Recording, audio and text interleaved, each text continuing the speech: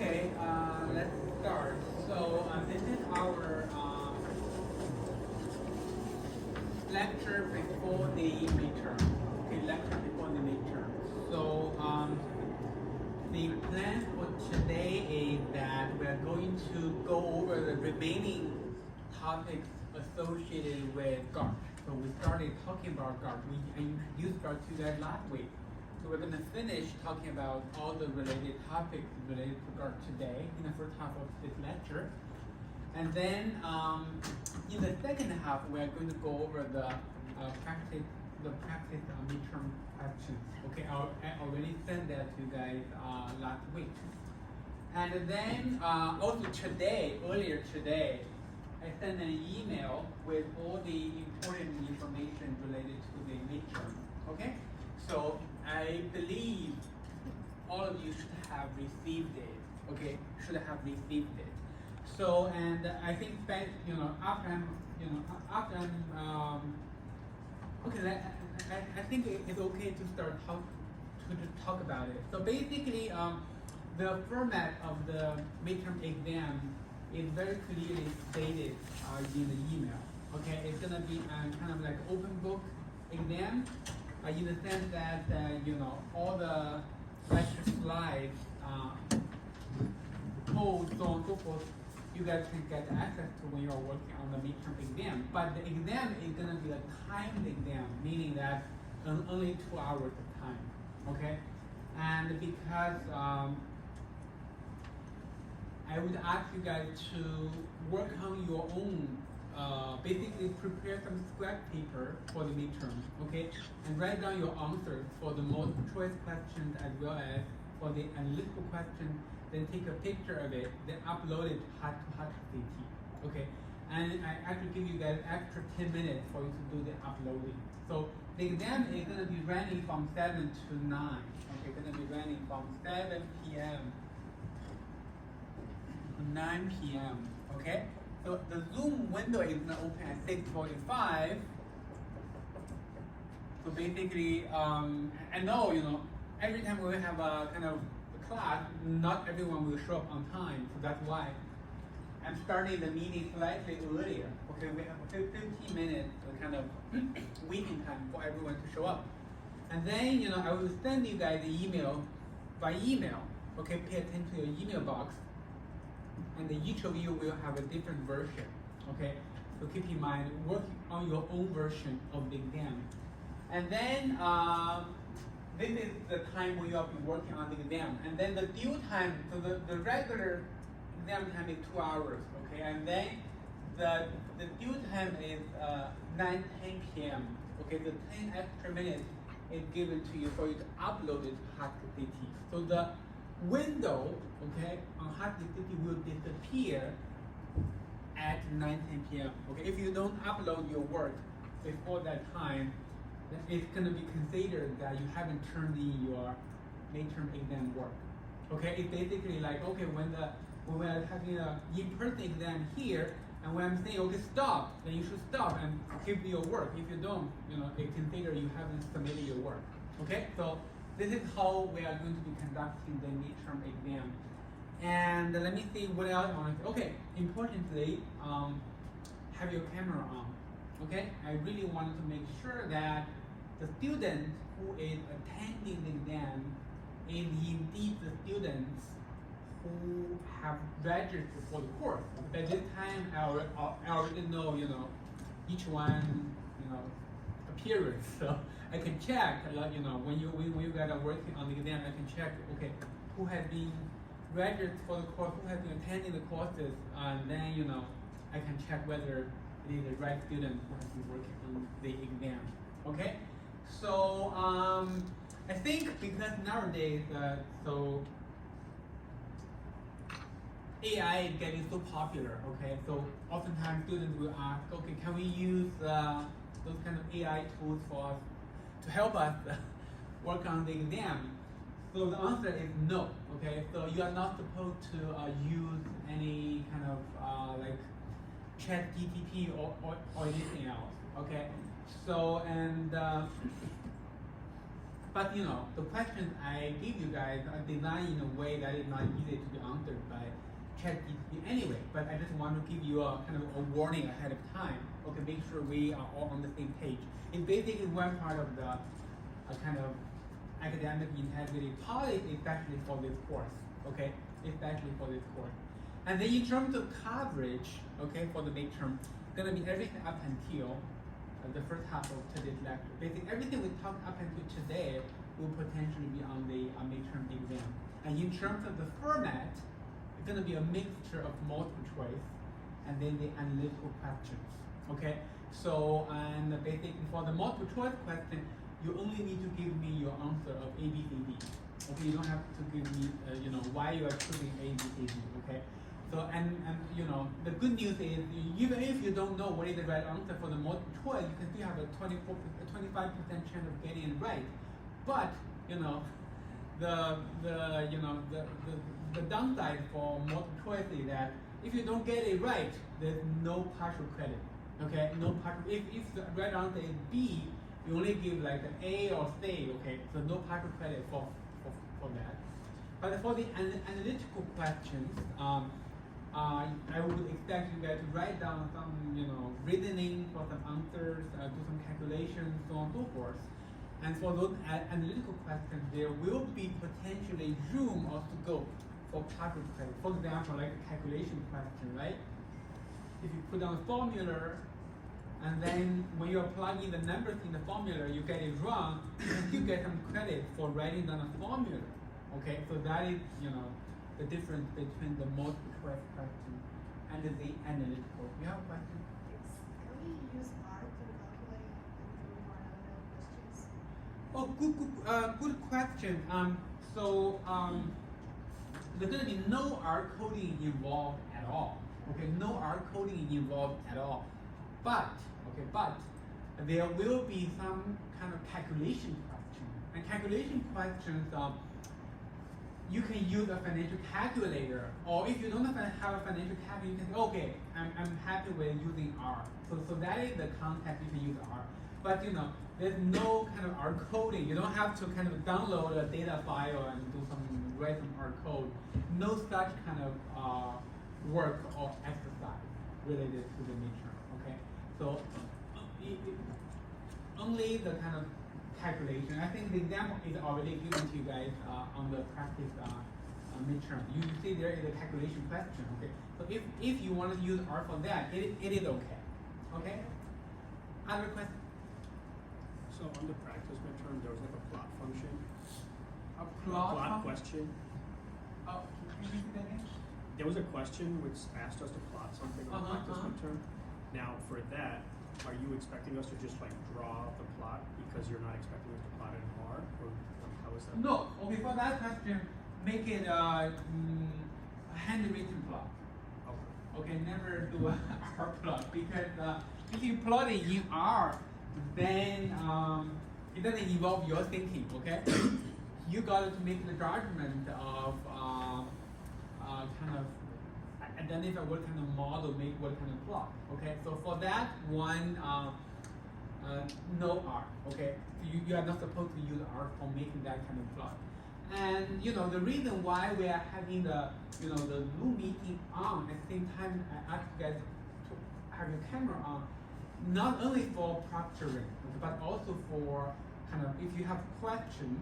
Okay, if you have questions, you can ask me on spot during the exam. Okay, so I will be on the other side. And so basically everyone, so I will have everyone muted. Okay, if you have a question, you can just send me a chat message, okay, on Zoom. Okay, I will be addressing your answers. I will be addressing your questions directly. Do you want to just upload photos or put the photos into like a Word document, upload a Word document? In terms of the format, okay, so it could be either like a Word document, could also be like a PDF document, could also be like the kind of scanned pages, okay. But I think the best way I would say PDF or Word is. Yeah, I don't think you want 10 preferred. different pictures uploaded. Pictures, okay, so the problem with pictures is that the size tend to be really large. And when you are trying to upload it to HuskyCT, and it could be slow, okay? So therefore, if you if you do have some sort of kind of app on your phone, on your smartphone, that can convert the scanned pages to the PDF that is smaller in size, so that is even better. Okay, yeah, like if you just say, okay, I just want to upload the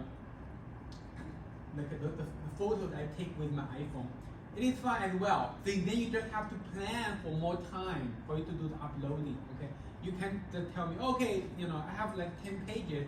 Each one is like 10 MB, and it just takes me 10 minutes to upload. Then I cannot finish uploading them. It's gonna be your job to be able to complete the work before this time. Okay, so I'm just giving you some tips for kind of making things more efficient. Okay, so in terms of format, the bottom line is the stuff you uploaded there should be readable. Okay, should be readable. So basically, if we can tell like what you are writing there, then it is okay, regardless of the format. Okay, but when it comes to uploading, the speed may be a concern, and then you probably wanted to have that taken into account. Okay, other questions? So I can tell you that because we haven't really, because the first half of this course so far, the topics we have talked about, they are relatively easy, okay, relatively straightforward. You can see that from the first assignment I give you, the first project I give you guys. Okay, all the questions are relatively straightforward. Also for the practice midterm, you can see the questions are pretty straightforward. So therefore, even though the exam time is like 2 hours plus 10 minutes, So oftentimes I would expect you guys, the meeting time, I would say maybe 1 hour and 15 minutes. A lot of students already starting submitting their work by this mark. Okay, so from the time perspective, the constraint is not that binding. Okay, it's not that binding. But for the final, okay, it's gonna be a very different situation because by the time we have the final, we have more coverage, we have more topics, and the topics are on average more complicated than what we covered in the first half. So therefore, the time will be more of a concern. Okay, so I think the bottom line is that you have to prepare well for the midterm, but don't be too kind of nervous or stressed. Okay, so I believe you guys will do okay. Okay, so anything else related to the midterm you want to ask before I move on? Will you open a portal to upload on Husky City? The folder is not open yet. So It will be, on Monday next week. Okay, on Monday next week. So you will be able to see the folder right at Husky City by around 7 p.m. Okay. Is there class next Tuesday? Oh, good question. Okay, so the exam is on Monday. Okay, it's gonna not the regular class time. The reason why we are moving to Monday because I have a travel, common travel on Tuesday. So therefore, we will not have a class next Tuesday. And that's exactly the reason. I think 2 or 3 weeks ago, I talked with you guys whether we can move it to Monday. The reason for that is because of that. So traditionally, we hold the midterm in class during the week before the spring break, and for that week there's gonna be no class. I believe it is the same thing for the other 2 courses. Okay, any other questions? Okay, let's quickly review what we talked about last week. Last week, the topic is very straightforward. We are trying to learning models for forecasting variance.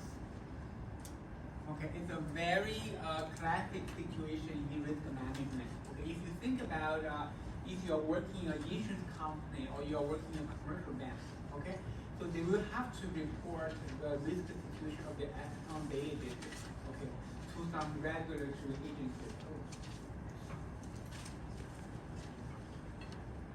Okay, and then the very typical situation is like that you have time series of historical data, and then the vertical line here indicates the end of today, okay? And then you are trying to estimate the variance, okay? We use sigma t plus 1 to denote, okay? That's gonna be denoting the variance of RT plus 1. So the sigma t plus 1 is basically the volatility for tomorrow's return, and square is basically the variance for tomorrow's return, okay? And we learned about 3 methodologies, and the first one is called the simple variance model. So the idea is that you pick a window, okay, in the historical data. Okay, in the example we pick the window size to 25. Let's say the window size is m, okay, and then you take the return square for every observation within the window, okay, RT minus m plus 1 square, okay, and then you just take the average of those return square. That will give you the simple variance model. So sigma t plus 1 square is equal to 1 over m, and RT square plus RT minus 1 square plus RT minus m plus 1 square. Okay, this is called the simple variance model. And you can see that in this model, we are using historical data to forecast variance, but we are giving every day an equal weight. Okay, let's say the window size is m. Every day has a weight of 1 over m. The weight all sum up to be 1, but they have equal weight. So equal weight is not that desired for forecasting exercises because it's naturally for you to think that the more recent information should be more valuable for forecasting tomorrow, right? So therefore, you want to slightly overweight this observation. The weight should be larger for this one, okay, and then gradually be getting smaller to the historical observation. So therefore, we come up with an alternative weighting scheme. So the weighting scheme is that we are giving a weight of lambda for this day and lambda 1 minus lambda for t minus 1 and lambda square 1 minus lambda for t minus 2. And this is what we call the exponential weighting scheme. And then if you just using the weights and to multiply the kind of return square observation in historical data, we do some kind of simplification, we arrive at the risk matrix model. So basically sigma t plus 1 square equal to 1 minus lambda RT square plus lambda sigma t square. Okay, and this is a very, very familiar risk matrix model. And we know that the research team at JP Morgan has already estimated lambda for us. It turns out that for a wide range of assets, and even for different sample periods, lambda comes very close to be about 94%. So therefore, all the kind of forecasting exercises, we're just simply using lambda equal 94%. Just forget about the estimation because even if you do the estimation, lambda will end up to be very close to 94. So therefore, that's going to save us a lot of time if you're working with a geometric model. Okay, and the downside of working with a geometric model is that the unconditional average of the volatility coming out of this model is not well defined. So the meaning is basically this. So basically, let's say if you are using a risk matrix model to forecast variance, okay, you will end up getting kind of a graph like this. That's going to be the volatility dynamics coming out of the risk matrix model. So what I meant by the unconditional average does not exist is that, so if you take a look at the average, okay, if you ask me, okay, what is the average volatility for S&P 500 if you are using risk matrix model? The answer is this average, which we use sigma to denote, is not well defined.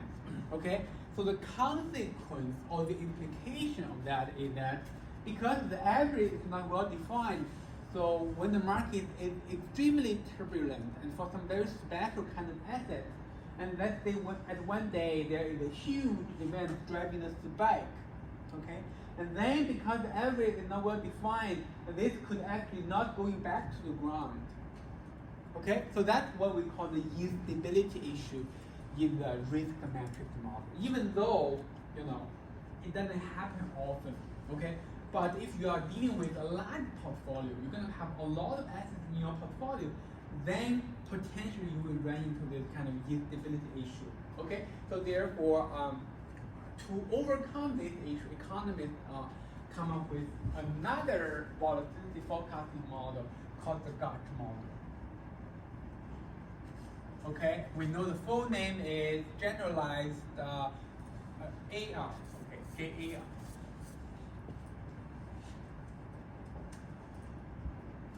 Generalized autoregressive conditional heterostochastic model. And the simplest version of the model looks like this: sigma t plus 1 square equal to omega plus alpha RT square plus beta sigma t square. And this is actually the simplest version, which we also have to call the GARCH 1-1 model. Okay, the first one here indicates the MA order, and second one here indicates the AR order. You need to know which is the MA term, which is the AR term, and this is basically the AR term. Okay, very easy to identify because you are talking about volatility forecasting, and this is the lagged version. So therefore, this is the AR term. And this is basically the MA term, okay? And the way we identify the order is the same as before. Take a look at the timing of the left and the right hand side. The distance gives you the order for that particular component. Okay, so therefore this is the Gartner model. And this is gonna be the model that we will be working with maybe 90% of the time in the future. Okay, because in practice, even though there are more complicated Gartner models, but we all know that with the higher order Gartner model, the parameter numbers will also increase. Okay, that will gonna be increase the computational cost. So in practice, a lot of times we prefer simpler models that come with smaller model per parameter. Like in this case, okay, the Gartner model has 3 parameters that you will have to estimate. Okay, so how do we estimate the parameters? We are going to do something called an MLE. Okay, maximum likelihood estimation. So the reason why we are doing MLE is because the Gartner model is a non-linear model. Okay, you can see there are a couple of squares, so on and so forth there. And when you are estimating the parameters, you're going to be using the Gartner model jointly with the generic model of asset returns. Basically, RT plus 1 equal to sigma T plus 1 times ZT plus 1. Okay? The input for the estimation is basically the return. You're going to think of the sigma here coming from the Gartner model about it. Okay, so therefore you are using this to jointly to estimate the parameter omega alpha beta. And the way we do it is basically by relying on a package called FGART package, and there is a function called GART fit function. And last week I showed you guys in very much detail how to implement the MLE. Okay, make sure that you know how to do it. Okay, because in all the lectures after, even in today's lecture and in all the future lectures, we are going to do the GART estimation. Okay, basically every lecture. So if you are not on top of the material we covered last week, then you're going to be having trouble. Okay, in all the future lectures. Okay, so make sure you understand how to do the MLE, how to read out those parameters, and once you have the parameters, how do you get, basically the MLE process will give you 2 things, okay? The first one are the parameter estimates, omega, alpha, and beta. Okay, you can read them from the output of the estimation, okay? You can also get a time series called fated volatility.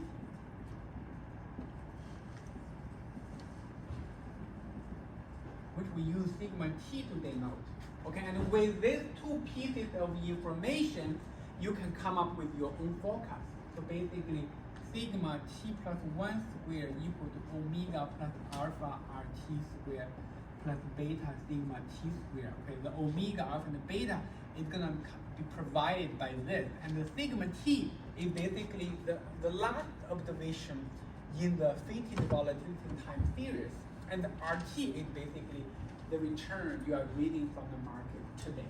Okay, and then this will be the volatility forecast for coming out of Gartner. Okay, and you can see that we are economists come up with this model, and actually the person who came up with this model was actually got awarded the Nobel Prize. So it has a very solid foundation out there. So you can see that for the Gartner model, we don't have to worry about the instability issue. Okay, so because the mean is well defined, and actually the average volatility can be calculated as this. So the sigma in the Gartner model is the square root of omega over 1 minus alpha minus beta. Okay, because in the Gartner model we do require alpha plus beta to be strictly smaller than 1. So therefore, this denominator must be strictly positive, and omega is going to be positive. So therefore, this square root is well defined. So therefore, for the Gartner model, no matter how crazy, how risky, how turbulent the asset is, the Gartner model can always handle it. Okay, can always provide you with a forecast for that asset volatility tomorrow. Okay, so that is the Gartner model. I think I also give you guys ideas about the MLE. Okay, I kind of draw parallel between MLE and the linear model last week. So they are both, popular ways we do estimation but they are applied in different contexts. Linear model, obviously, is kind of is the most popular way if you have a linear relationship you want to estimate. Okay, if you do not have a linear relationship, you have to think about the nonlinear methods. MLE is one of the most popular there. The idea is basically trying to maximize the likelihood of a particular data set given the set of parameters. Okay, we are basically searching in a parameter space, choosing the combination of particular parameter sets such that the likelihood or the chance you see the current data set is the most likely case. Okay, so that is the what we covered last week. Okay, you can see when we are kind of doing a kind of like a review of those stuff, it's kind of very small set of knowledge, but a lot of the things here kind of involve you do our coding, okay, like the estimation, so on. Okay, so any questions before we move on to the new stuff?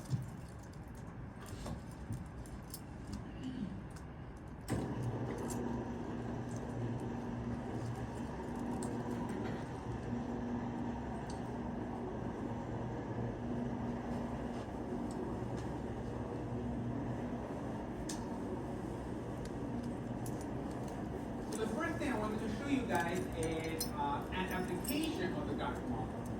Okay, an application of the Gaussian model. So, how many of you have heard about the VIX index?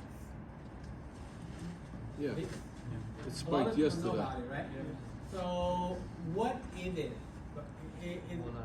It's the Volatility volatility. index. Okay. So, like, how many people don't know about VIX? Oh, you don't know about it. Okay, so typically what I would be doing is this. I would be playing a YouTube video giving you guys a 4-minute introduction to VIX. Okay, I do have questions I want to ask you after you watch the video. Okay, so YouTube.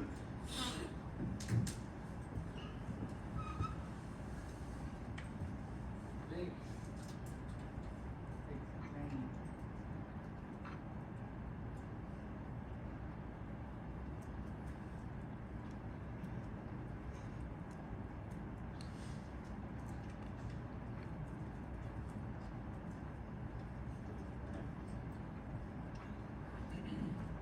Hey everyone, this is Kirk here again at Ops. Okay, so I wanted you to have 2 questions in mind when you are watching this video. Okay, so given that we are in a, the topic we are doing today is volatility forecasting, and you probably understand why I'm introducing you guys to this VIX. Okay, because it's also kind of related to volatility, but it's kind of different from what we are doing last week. Okay, so the first question I want to ask you guys is, based on what kind of information is VIX constructed? Okay, for this volatility index to be constructed, it must have some inputs, right? It cannot come from nowhere. So what are the inputs? Okay, so the second question is, or at least if you don't know the specifics of how VIX is constructed, what are the specific inputs? At least tell me from what kind of market do you have to get information to construct VIX? Okay, so that is number 1. Number 2 is based on what kind of model is VIX constructed. Okay, based on what kind of model is VIX constructed. You may not have answers for both questions from the video, but keep the 2 questions in mind. Okay, when we are watching this video, this can give you some idea about what is VIX. And in this video, we are going to talk about the volatility index, or more commonly referred to as the VIX, the VIX. So what is the VIX, or the volatility index? Well, the VIX is simply just the ticker symbol for the Chicago Board of Options Exchange Market Volatility Index. And what it does is it measures the implied volatility of S&P 500 index options. That's really it, in a nutshell. You may hear it referred to as the fear index or the fear gauge, but all it's simply doing is measuring implied volatility. So here's actually just a comparison chart of the VIX and the S&P 500 index to you, so you can see how they relate to one another. But generally speaking, the more volatile the market is, the higher the VIX. That's really the gist of understanding the VIX at this point. So you can see that as the market starts to become more volatile, more erratic, particularly near 2000 for the S&P, then the VIX started to increase in price near 30. More notably, during the last market crash, where the market really came down off the highs on the S&P, you can see that the VIX was nearing the $80 mark on a daily basis. So you can see that the more volatile the stocks are becoming and the more volatile options are, the higher the VIX price is. It's definitely calmed down since then, but we've had some different pricing recently, and again, more spikes in volatility of late. So the volatility index, getting into some more rough details about it, the VIX is quoted actually as a percentage points and translates very roughly into the expected change in the S&P 500 index over the next 30-day period, which is then annualized. So again, I know that's a lot to take in, so let's use an example. So if the VIX is trading right now at a price of 15, this represents an expected return of 15%. But again, that's annualized, so that equates to a 1.25% change on average, up or down, just a 1.25% swing in the market over the next 30-day period. So you can see there's actually a pretty low reading on the VIX. A VIX of about 15, meaning about 1.25% over a 30-day period. That is not a big change in the market. We've actually had those types of trades recently. At the time of this video, we've had moves of 2 to 3% on a daily basis. So VIX at 15, that would be a very, very low VIX or low volatility environment. Again, some important notes about the VIX. The VIX pricing is calculated using near-term and next-term options for the S&P 500. So again, this is the first and second month of expiration. When there's less than 10 days to go in a month, so for example, when there's less than 10 days to go in this expiration period, then the VIX calculation rolls or jumps to the next set of contract months. What it doesn't want to happen is that we don't want to count those 10 days where pricing becomes a little bit erratic, and in some cases, actually pricing dries up, so the pricing of the options is not really realistic to what the market expectation is. So that's why the VIX rolls to the next set of contract months. And that's important to understand, is that the VIX is always a moving indicator. It's always looking at the next 2 months out. Now, and when you see steady uptrends, you're going to definitely see low levels of volatility because markets are generally just trending and rising. And when markets are falling, you see panic, which causes high level of volatility. It means that option traders are buying more protection. A put-call ratio is actually a really good indicator to help use, and we cover this in other videos as well. But as you start to see the market falling, more panic investors, option buyers start coming in and buying up puts to protect their portfolios, which increases implied volatility levels across the market. For more information on the VIX, I definitely encourage you guys to check out the CBOE.com. They are the leader and founder of the VIX index, so they have great information on S&P 500 index options, on the VIX, great tutorials, and I definitely encourage you guys to go over there and get more information straight from the source.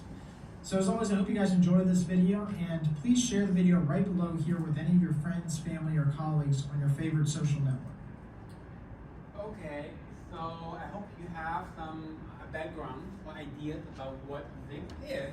Okay, you can think of, if you just, you can think of that as just like, it's kind of like a volatility index. Give you some sense about the volatility on S&P 500 in the near term. Okay, when this index is getting elevated, now it's meaning investors in the market, they are expecting higher near-term volatility on S&P 500. Okay, why on S&P 500? Because that is the most popular stock market index, meaning that there's going to be a lot of option contracts being written on VIX, on S&P 500. So therefore, you can see the price, okay, it's going to be more accurate. Okay, let's now talk about the question I raised before you watch the video. The first question is, based on what kind of information is VIX constructed. Price of the options. The options prices. Okay, so I think I want to highlight that. Okay, so the information we are using to construct VIX, okay, is gonna become from the option market. Okay, gonna become from the option market. And then today we are also going to construct another volatility index by using Gauge. Okay, and in constructing that index, we are not going to be using any information from option market. We are going to be relying solely on the S&P 500 stock market daily return, and then we'll be comparing them to see how close they are. Okay, so that is first. Second, based on what kind of model is VIX constructed? It's not mentioned in the video. Okay, so if you don't know, it's fine. Well, it's always positive, so it's got to be squared, so it's a variance type model. What? The VIX is always positive, so it's got to be a squared, so it's got to be a variance type model. I know you are kind of doing some reasoning, right? Like, okay, VIX is positive, gotta be some. So so more specifically, okay, think about the second question is kind of related to the first question, right? So the first question is based on what kind of information. We are based on the pricing information from option market. And then what kind of model we are going to be using is basically the model for pricing options. So basically Black-Scholes model. Okay, for the Black-Scholes model, okay, it's basically relating the option contract prices to the underlying volatility of the asset. The underlying asset here is basically S&P 500.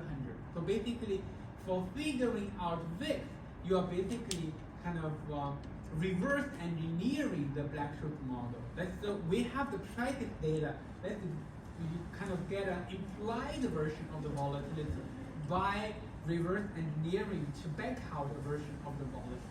Okay, so when you are using the Black-Scholes model to price options, you typically have the volatility ready as inputs, and then you get the price. So now to get VIX, okay, we're actually doing things backwards.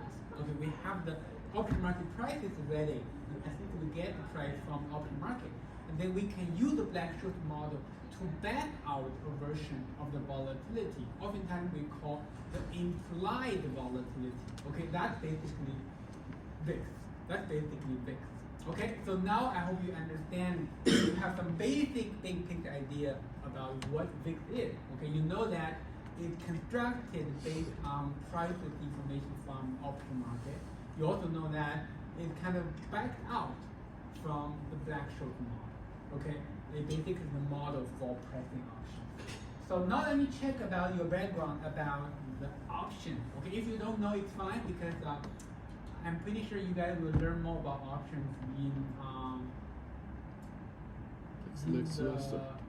I don't know the course number, but it's going to be one of the 4 This summer. courses. Okay. Summer. Okay. So let me ask you. So when is the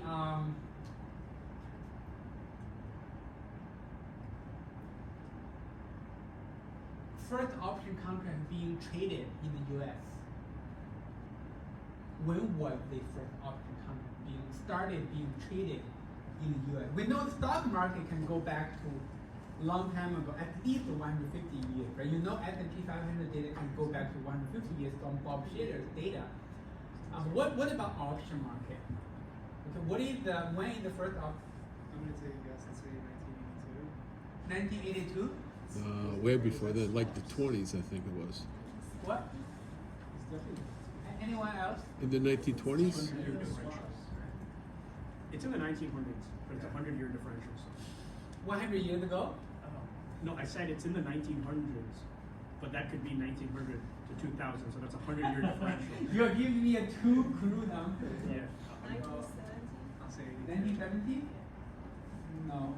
1980s now. It was in the 20s, I think. Okay, let me give you some hints. Okay, so the Black-Scholes model was published in 1973, and it is the case in finance. Okay, we first basically, the auction market is one example in which we have the theory first, and then we have the application. So basically, the model got published first, and then we have the contract being created. So you know it must be after 1973. Okay. So the first option contract started being traded in 1986. Okay, 1986. So, and that they can imagine that, okay, if the first option contract only getting started being traded in 1986, then you cannot have VIX before that date, right? So actually what happened is that, okay, we have the first option contract started being traded in 1986, and then 4 years later, okay, and there is, you know, a professor from, I think, Vanderbilt, okay, and he proposed this idea of, okay, we can actually using the prices from option market to give us some idea about the investor's perception of the volatility on S&P 500 in the near term. So basically, he proposed this idea of having the VIX. So basically, 4 years later, basically, the first VIX data actually started in January of 1990. Okay, so therefore, in the future, you know, you will have more understanding about, oh, why, you know, VIX is so popular nowadays, but why don't we have VIX in the 1980s or 1970s? Okay, because you don't even have option contracts back then. Okay, and the VIX is constructed based on the prices on options. Okay, I hope all of this makes sense to you guys now. And then I think in the video, it already mentioned where you can have the VIX data. Okay, so basically, you go to the CBOE website.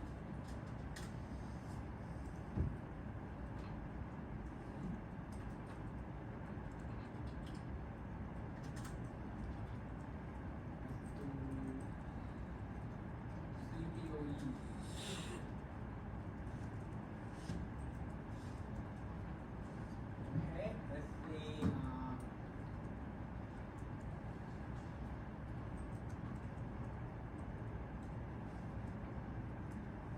Okay, and once you can see, once you log on to the CBOE website, you go here, you will see the VIX. So actually, if basically on at the front page, okay, you can see that today the VIX is up by 3%. Okay, the VIX is up by 3%, and we all know what happened. Okay, let's take a look at where we can go. Okay, we basically click the VIX field. Then you can see there is a lot of introduction about the VIX, okay?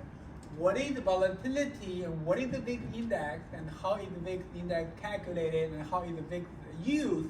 So you guys can click each one of those if you are interested. So what I want you guys to look at is here. Okay? So basically is the historical data. Okay, historical data. So basically you can see the two links there give you the source of the VIX data. So the first link is what we are going to be using today. You can see the VIX index data for 1990 to present, okay, updated daily. And then the second link there says VIX index data for 1990 to 2003. Okay, why it stopped in 2003? Because at the end of 2003, the way for constructing VIX changed slightly.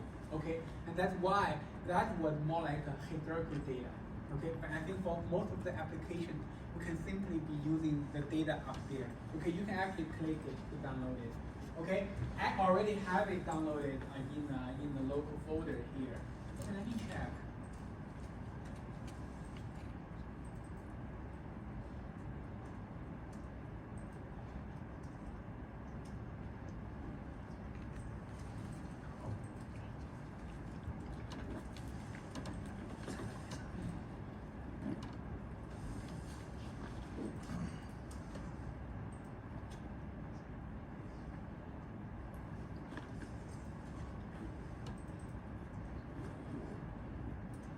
It does not allow me to use Excel unlicensed product.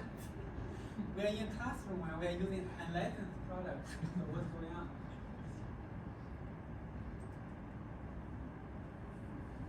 So let me see the file that I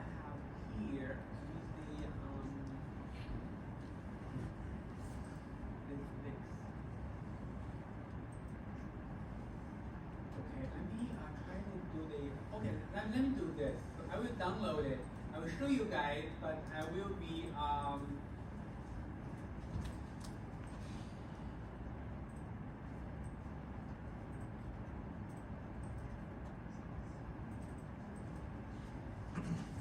can help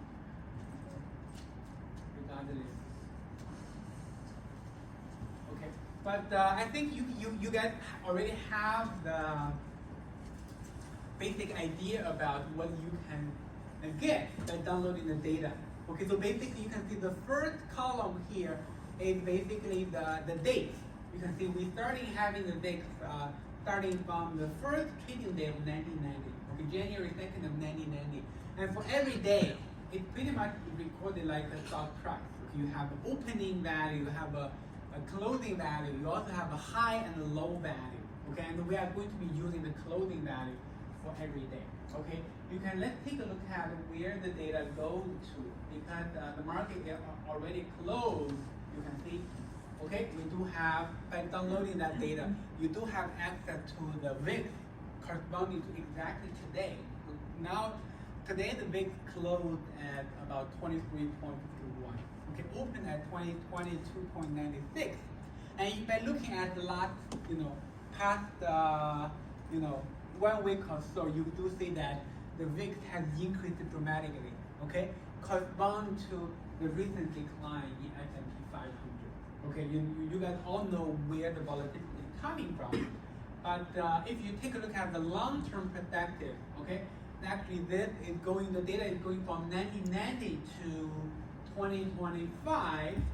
So the largest two spikes of VIX in this kind of 35 years of data is one is in the global financial crisis in 2008. Okay, the highest point is about 80.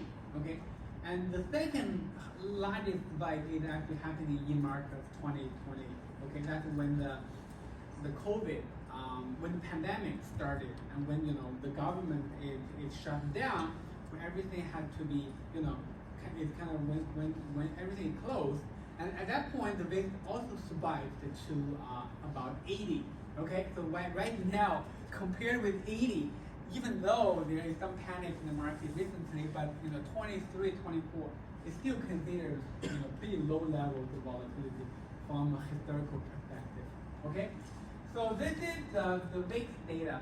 So what I wanted to do is this. Okay, so in the let me open this.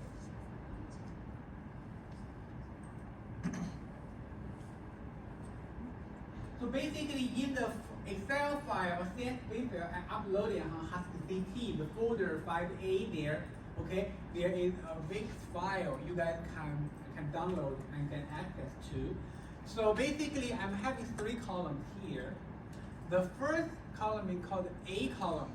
That contains the date information. You can see I'm saving the date information slightly different. This is going to be 2004, January 1st, January 2nd. Okay, I'm not looking at the full historical data. I'm only looking at the data from 2004 and on. Okay, and the reason for doing that because you know why later, because the calculation based on the graph is going to take a long time. Okay, we are basically only doing a relatively small sample.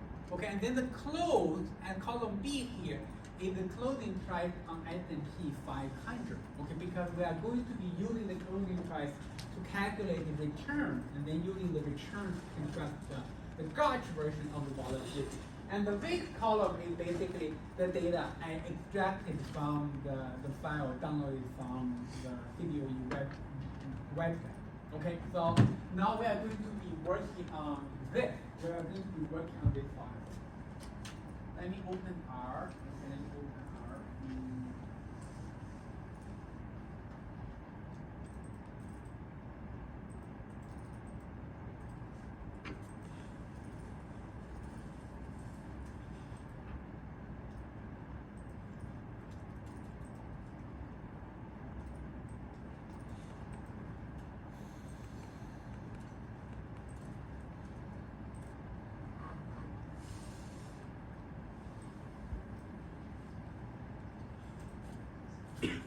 Okay, so what I'm trying to do here is that Okay, in this very simple example, what I'm trying to do is this. I'm trying to construct this. I'm going to construct a gauge version of the volatility, okay, purely based on the S&P 500 returns.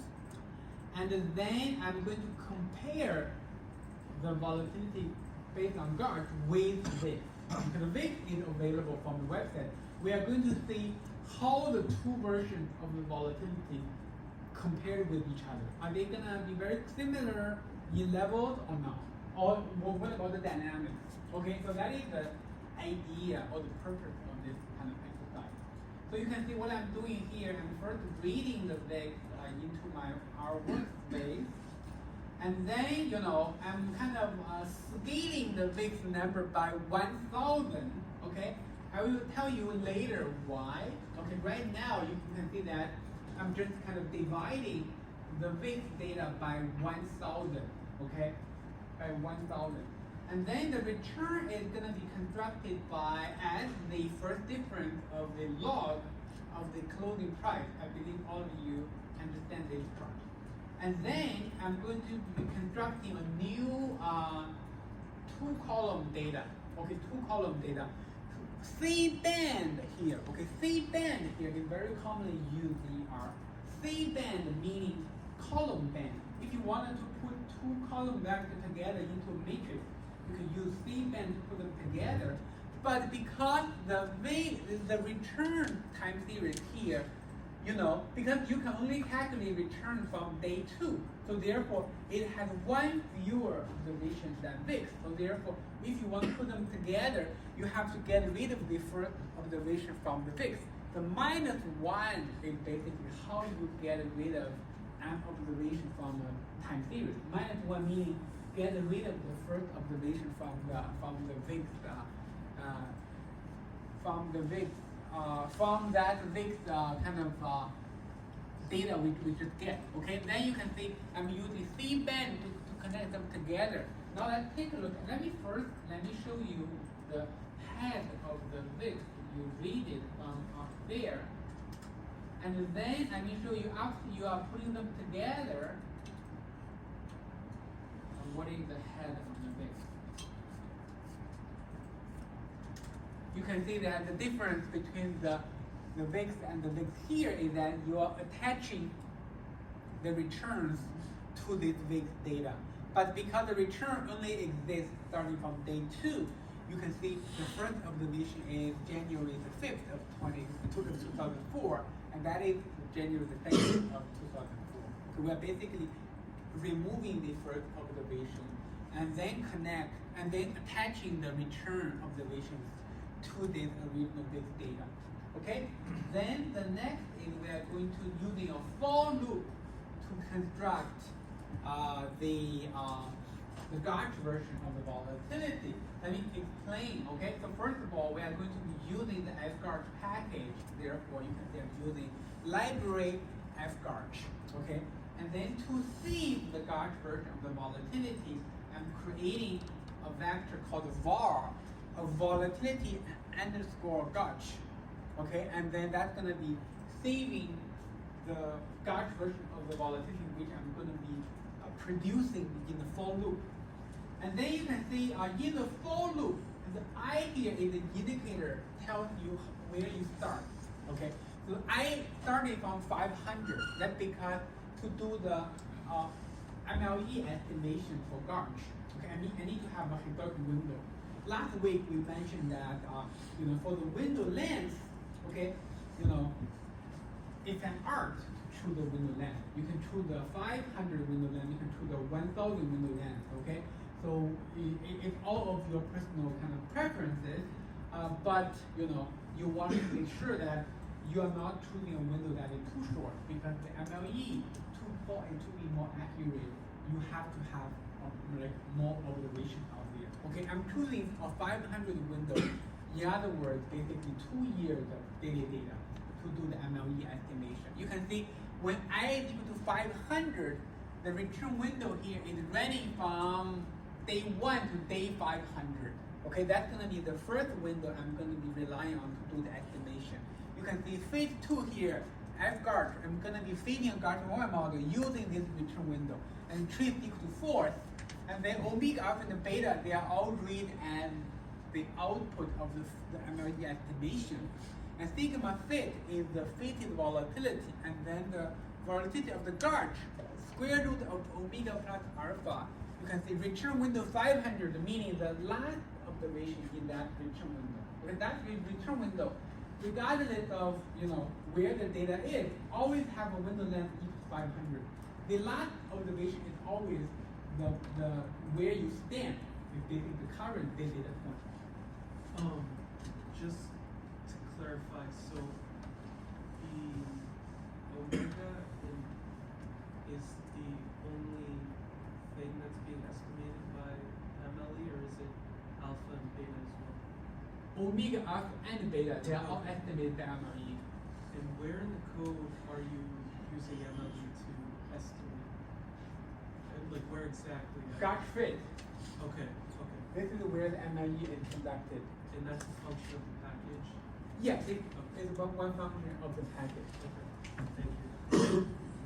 Okay, and then you can see the alpha plus return square plus beta sigma t square. Of course, this fitted volatility is also the last observation in the fitted volatility time series. And you take the square root of this, you will get the GARCH version of the volatility. Okay, so let's quickly have this code running. The reason why is because this is gonna take maybe 3 to 4 minutes. Okay.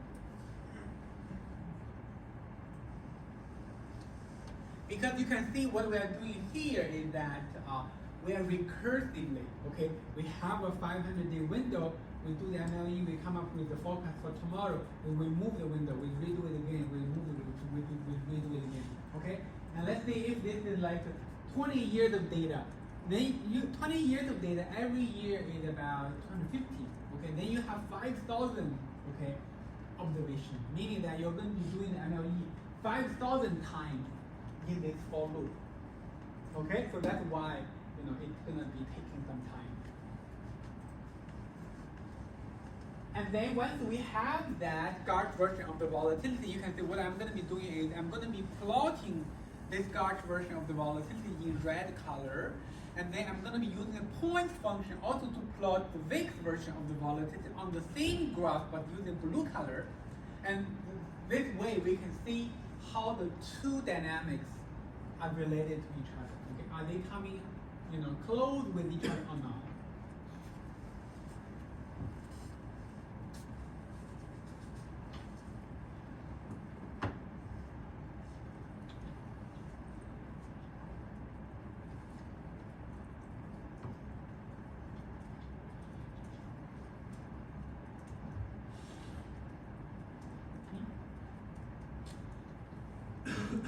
Looks like it's faster than I had expected. So let's take a look at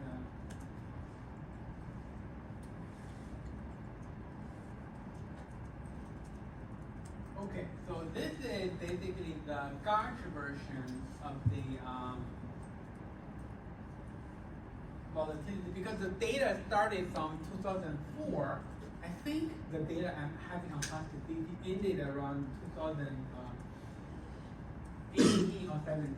Definitely doesn't include the pandemic, because in the pandemic you will see another spike here. Okay, so this is basically the global financial crisis in 2008, and this is something, this little spike, I think is the European debt crisis in 2013 or something. Okay, and then let's make the VIX plot as well.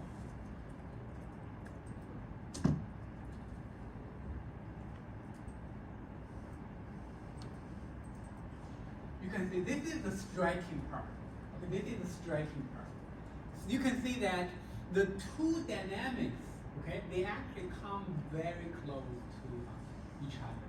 Okay, it is striking because of what? Because think about the two volatility dynamics. Okay, they are based on different information or different inputs. Okay, VIX is based on option market information, whereas the GARCH version of the volatility, the right line here, is based on purely the stock market data. Okay, and then they are also constructed using different models. Obviously, the red line is purely based on Garch. It's something that all of us are very familiar now. And the blue line here is constructed based on the Black-Scholes model. Okay, so it turns out that the two is coming very close to each other, almost in lockstep. Okay, coincide with each other very closely over this like 18 or like 17-year period. So that actually gives us a lot of confidence for both the VIX index and also for the Garch model.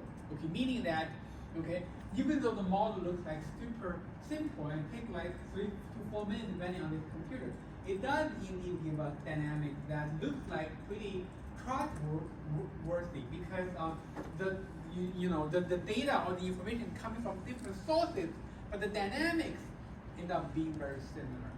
Okay, so let me highlight why this is striking. Okay, so volatility itself, okay, it is a concept in investors' minds. Okay, so like whenever we make some kind of trades in the market, we always think about how volatile the market will be in recent days or in recent weeks. But no one, okay, regardless of how sophisticated the investors are, no one knows the precise value of the volatility at that point. Okay, so you will have to, even though volatility is like so important for both risk management, for portfolio investing, and portfolio theory, but that concept is very elusive. So to have the measurement for that concept, you will have to rely on some kind of model to estimate it. Okay, and therefore you can see the blue line and the red line here are basically two versions of the volatility we come up with. Okay, in practice. Okay, you can see that one is constructed based on option market data, the other is constructed based on the stock market data. So the graph here gives us a lot of confidence that, actually, the volatility, although it appears very elusive, very hard to understand, no one knows how to measure it, but we do come up with alternative ways to estimate it. It turns out the estimates actually come very close to each other, and meaning that, maybe, the volatility can indeed be pretty well measured. For example, we do know that at this point, volatility is high relative to historical periods. Okay, so this is basically, I should say, one example of the application of the Garch. Okay, and in this example, we learn more about the VIX and so on and so forth. And now let me highlight why am I dividing the VIX data by 1,000, because I wanted to make sure the two graphs can be seen in the same, like on similar scale, because the VIX number is the annualized percentage term. Okay, so but the Garch version of the volatility is just like a volatility term. Okay, to make sure that them are comparable, or at least they can show in the same graph, I want to divide the blue line by a large number. That number, could be 800, could be like 1,500. So the bottom line is, I just wanted to make sure they can be showing in the same graph. At least on the y-axis, they have the same scale. Okay, that is the reason why I'm doing the scaling. Okay, I'm doing the scaling. But the idea from this graph is very kind of clear. Okay, I think I also have kind of a scatter plot showing you if you are plotting the VIX versus the Garch version of the volatility as a scatter plot, you can see they are basically here. Okay, almost fitting on kind of like a straight line, meaning they are coming very close to each other. And also the correlation between them is 93%. Okay, 93%. Of course, the example I'm showing you guys here, I'm using data from 2004 to 2018, I believe. Okay, and you guys can actually download the full length of the data from 1990 to 2025. That's a full 35 years of data. Okay, and run it on your computer and redo this exercise and see how the red line is compared with the blue line. Okay, you will see very similar messages. Okay? Any questions with this very simple example?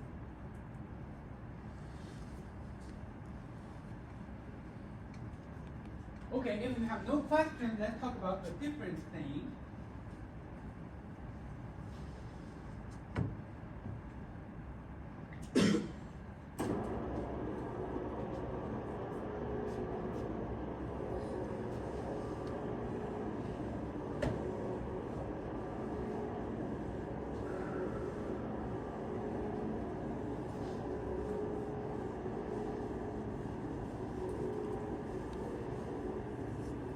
So remember, in the first week when we were talking about the Stella effect, we talked about there is a effect called the leverage effect. Okay, there is an effect called the leverage effect.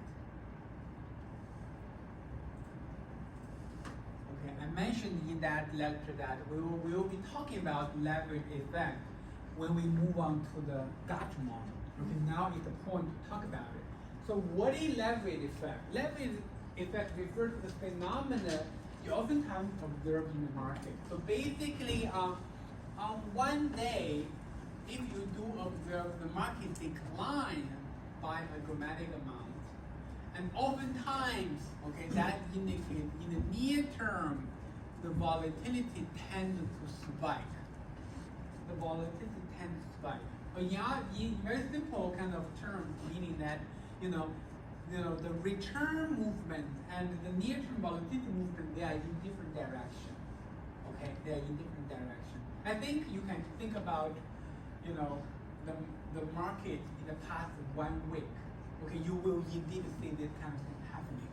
Okay, when the market declines by dramatic amounts, okay, then the volatility tends to go up in the near term, and we do see that the VIX go up by a dramatic amount recently. Okay, and this is basically something we observe in the market very, very often, very, very often. Okay, and economists term this phenomenon as leverage effect. Okay, leverage effect. So why is it called leverage effect, and what does it to do with leverage? Okay, so let me first ask you what is leverage? What is leverage? Anyone has a kind of corporate finance background? I assume you guys are all, have some sort of corporate finance background to begin with. Leverage is kind of like, for a move of 10, your portfolio is going to move by 20. So that'd be like a 2 times leverage effect. Well, you're talking about it from the kind of asset pricing perspective. So what is the kind of the nature of the leverage in a kind of from a corporation's perspective? What does it mean by saying, a corporation is taking on leverage? Debt. What? Is it debt? Yeah, basically borrowing. Yeah. Okay, basically borrowing. So basically, when a corporation is trying to raise money to finance its projects or finance the ideas, where does the money come from? Okay, so oftentimes, the amount of cash they have available is not enough. They will have to raise money from outside. Okay, and they could either borrow money from banks or they could issue stocks to shareholders. So that borrowing is called taking on leverage, or in very simple terms, is basically debt. Okay, basically debt. And we also know that the more a corporation borrow, okay, the more riskier that corporation business model will be, because in the U.S. corporate law, so the debt holder has a higher priority in the bankruptcy process. Meaning that if the business is not doing well, okay, the debt holder will come to sell the asset, and then they will get their principal back to the best extent possible. And only after their needs are satisfied, then the equity holder can come and claim the rest. Okay, so therefore that basically means if a corporation has a lot of leverage or a lot of borrowing, meaning that this corporation's stock is going to be more riskier on average. Okay, now let's take a look at how the return can be related to volatility. Okay, so basically, what is leverage? So leverage, we oftentimes use D and the E to denote from a corporation balance sheet perspective. So the D is basically the debt. Okay, the E is basically the equity. Equity meaning the amount of shares outstanding for the company. Okay, you can get access to that information just by checking how many shares is currently outstanding and what is the current stock price. That will very quickly give you the equity amount of the corporation balance sheet. And the debt part is basically how much borrowing they had, okay, either from investors or from the bank, okay. Regardless of the source of the borrowing, they are all included in the debt, okay. So basically, when the leverage is higher, meaning the firm is having more debt, but basically the debt versus equity is higher. Okay, of course, when the equity shrinks, leverage will also be higher. Okay, so this is basically what is happening in such a situation. Let's say on one day, the return declined by a dramatic, let's say 5% on one day. Okay, it hasn't happened yet in the recent market, but let's think that we are in March of 2020. Okay, we do have like 4 days the market tanked by more than 7.5%. Okay, let's say on one day the return declined by 5%. That's basically meaning the price on S&P 500 on particular asset declined by 5%. Okay, you think about how leverage is constructed. The denominator here is basically the shares, the number of shares outstanding times the price of the share. Okay, you can see that on a daily basis, let's say today, all of a sudden the price declined by 5%. The share outstanding, the number of shares outstanding doesn't change. Okay, so therefore, on one day, the E part or the equity part of the firm, balance sheet declined by 5%, and the D part will stay constant because debt, meaning fixed income. Okay, basically as long as you are paying interest, okay, the debt portion will stay still. Especially for a very small interval like one day, you wouldn't expect the debt portion will change in very large amount. Okay, so therefore, the leverage will mechanically jump up by 5%. It will automatically and mechanically go up by 5%. All because the price of the stock declined by 5%. Okay? And if the leverage go up by 5%, meaning that the firm leverage or the firm borrowing is getting more heavy, okay, mechanically. That's gonna raise the risk of the firm's stock. That basically gives us the idea why the volatility in the near term is expected to go up because of the leverage is going up. Okay, leverage going up meaning the firm's business model is getting riskier. Okay, because higher leverage means higher risk. Okay, and therefore the volatility tends to go up in the near term. So that is why economists call this the leverage effect, because they believe this phenomena, this very robust phenomena, commonly observed phenomenon in the market, is related to the financing or the balance sheet of the corporation, basically specifically to the firm's leverage. Okay, and that's why this is called the leverage effect. Okay, does that make sense? Okay, and then given that the leverage effect refers to the relation between past return and future volatility, and this is exactly what we talked about in the Gartner model. Then you may wonder, okay, can the Gartner model potentially capture this kind of phenomena or the leverage effect in the market? So that is basically the Gartner 1 model, or the simplest version of the Gartner model, cannot capture this. So we have kind of advanced versions of the Gauss model. Let me show you.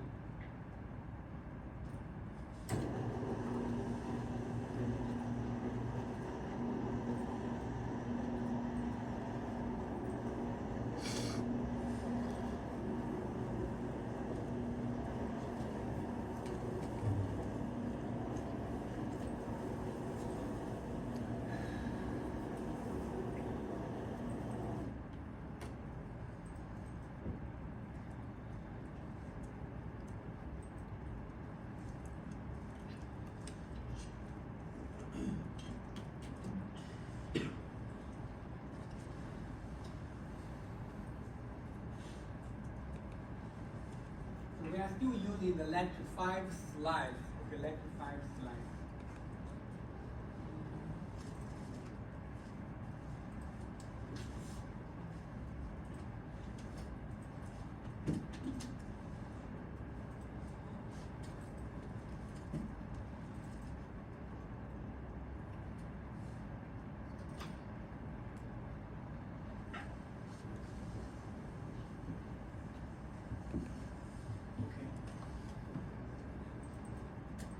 Okay, let's go quickly to, let's see. Okay, you can see that there is, like a couple of 2 slides talks about the leverage effect. Okay, a negative return increases variance by more than a positive return of the same magnitude. This is what we call the leverage effect.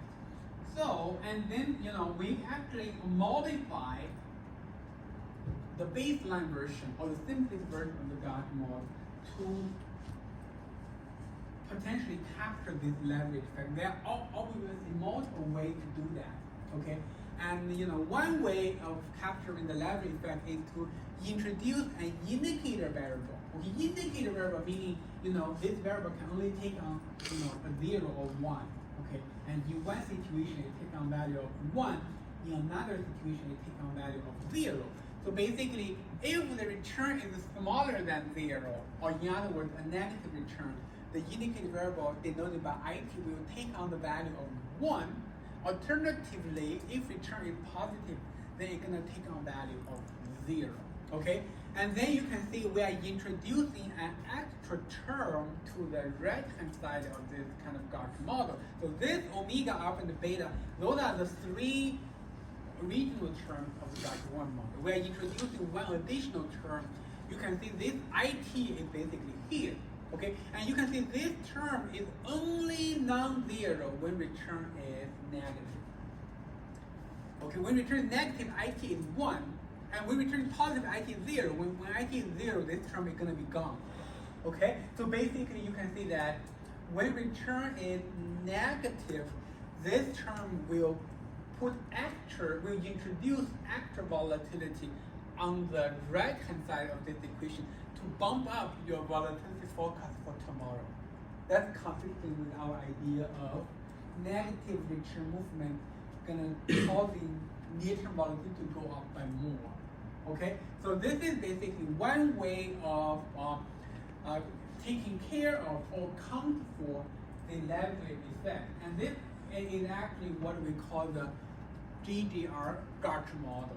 Okay, this is a model proposed in an academic paper by the 3 co-authors here in 1993. Okay, in 1993. So, okay, for the leverage effect, okay, so I only want you guys to know what it is about. Okay, what it is about, and also at least know some intuition about the economics behind the leverage effect, and then you know that in practice we can modify the baseline version of the Gauss model to be able to capture the leverage effect, and that's it.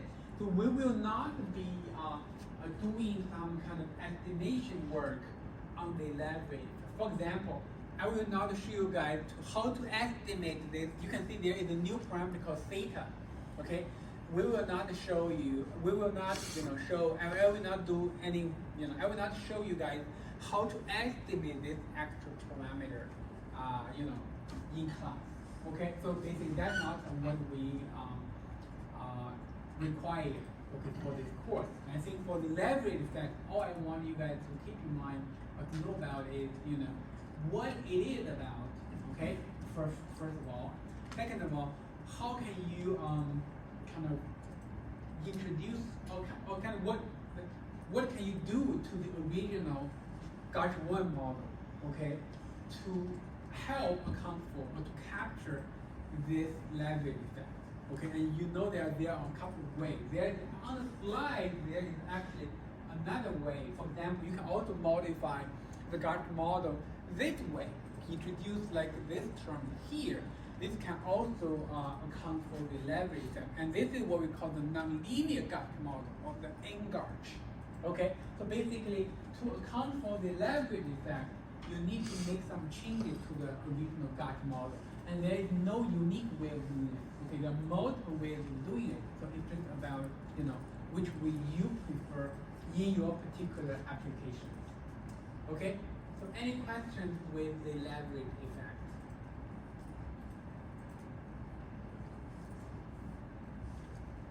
Let's take a break of like 15 to 20 minutes here, and then we'll come back and talk more.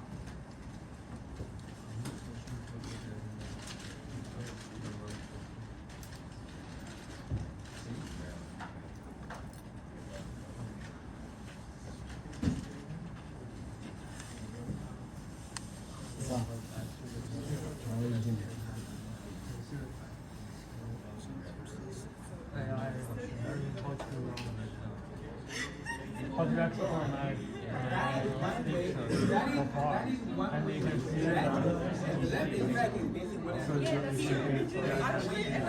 Genius.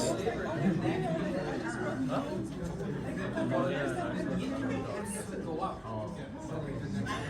So yes, so in this way, this is one way of taking care of the leverage effect.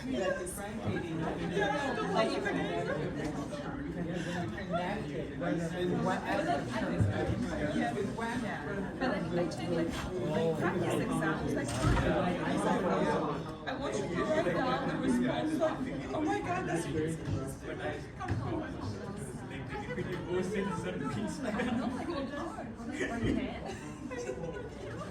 I know it's the same concept.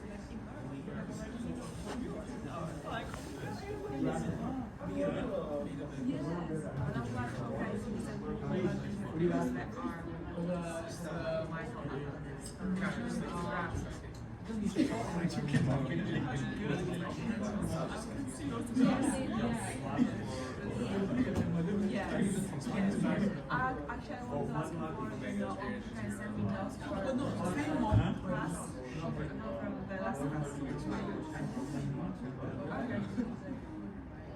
You mean the point? Sure. Pictures. Oh yeah. But everybody did it. Okay, so it's not finalized yet. I'm planning to be like maybe more All the way like last. That's how it's like 8, 7 points. Good morning. We're about 10 minutes. 15 minutes. No, we're levered up. We have like 350K in positions that are changing. I know her. He told me he would check his own emails. He knows outside. Yeah. Yes.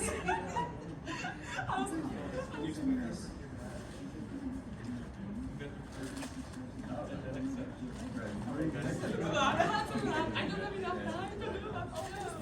And what, like the integrated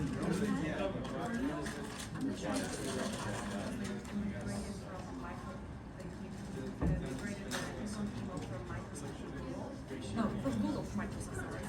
So some of those things got delighted that the test of somebody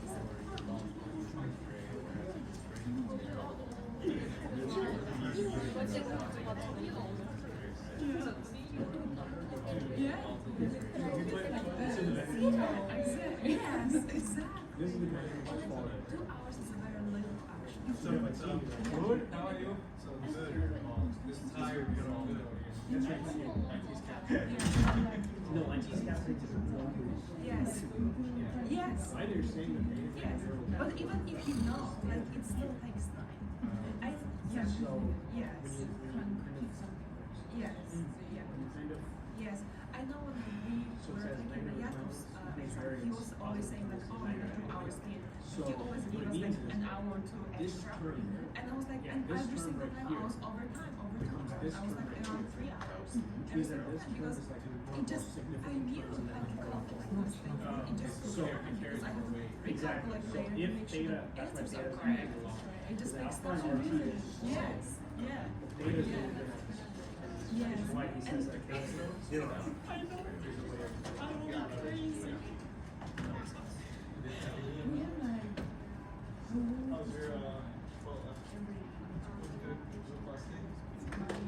It's Monday and then we had yeah, on Thursday and yesterday went for Wednesday class for you would send us the midterm on Thursday and we have to send it like on Friday.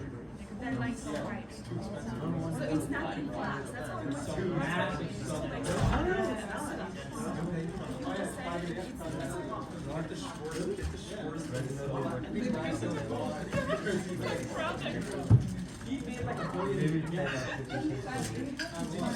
His entire salad.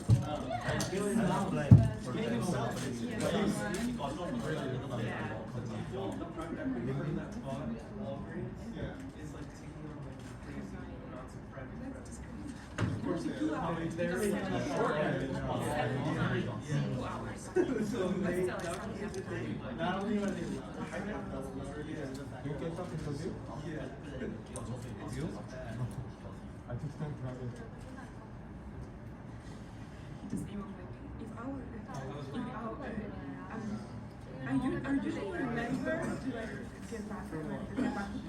But if I don't get back to you by tonight, please give me a friend, you're liar. I can't turn on the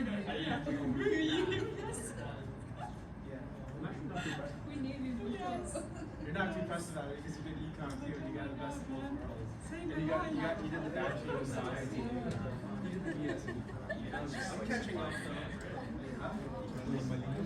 No, it's not. I think micro and macro is basically what No, that's a BA. that's what David Johnson.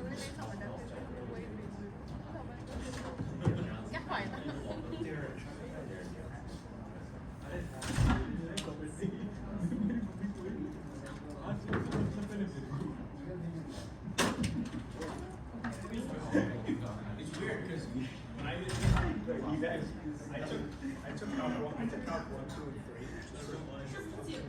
And then my friend, You just take out 1, 2, and 3 just for fun. and then I extra roommate, he's mapping. He's like, dude, there's nobody in the linear algebra class with me. I'm taking it. I'm like, sure, why not? So I did the same thing in the linear algebra class. And I basically And then they were probably like, oh, you can just fill your BS and work on every time you BS. no, I was already doing a BS in econ. Like, So as per the profile, only counts once. And linear algebra, but I was just like, that's good to hear. I wish I had more video. I would have. You don't have to do it right now. I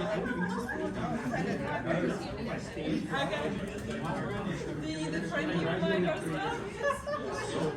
I had only like just in the extra year. Thank you. But I would have had 3 and do what with it? You would have had 3 and do what with it? In the span of 4 years. No point. I was gonna say, yeah, sure, it helps with the resume. Well, I'm like, if you know math anyway, it's not going on common you that's my friend. You have a friend that friend. I was in I thought that some branch and result But what's the point?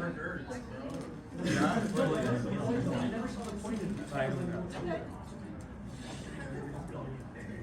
You'll likely have the most stat. Yeah.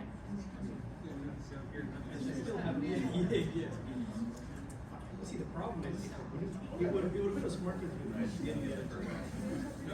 But like, when I applied to No, I was like waiting on like, so I got enjoyed. Yeah. And then I was waiting on the other way. So it was way too much. And also like, so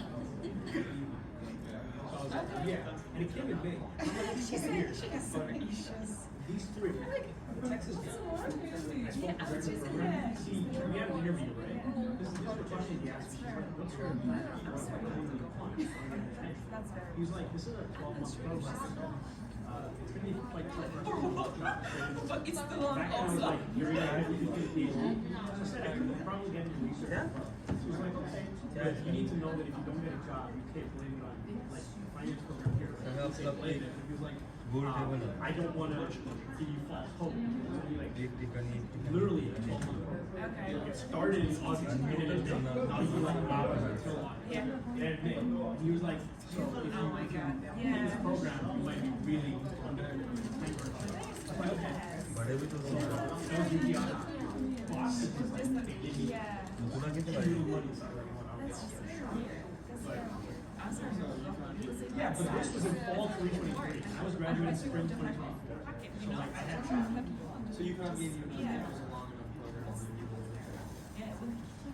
Well, you're accelerated, so it's the same time. Well, like you said, summer. I No, because so the thing with UConn was, they never, like, with this guy, he was like really, really scared, because he was like, because he's like, most of the either are like grandfather in the bachelor's because it's only a 12-month program, or they're coming But she's into it still not after like years no, of in general. experience. She's still I was like, I want to get into this. After 10 months in your program, he's like, yeah, we have career first. I don't know if you're gonna be able to do that. Yeah, and I know she's not feeling bad. I know it's. I don't think the master It's terrible. It's He doesn't. No, he was so like outright, like, he was straight with me. He was like, look, you are, I'm sorry, but like, we can take you, but you have to be like very, very realistic about what you get. And I'm like, I'm not moving from fucking Midwest all the way to Texas for 10 months just to be like, Yeah. no.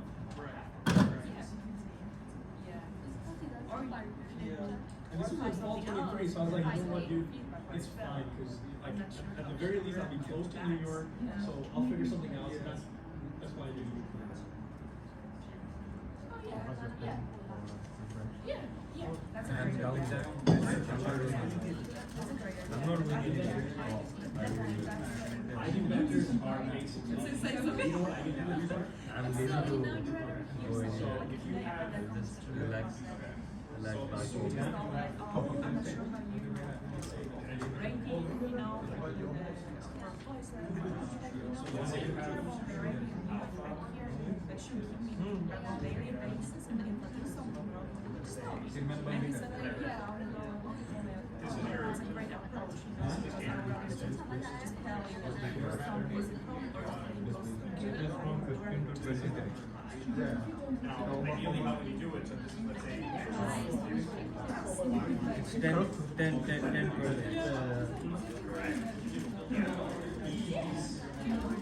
Did you try that cooking? Did you try this cooking?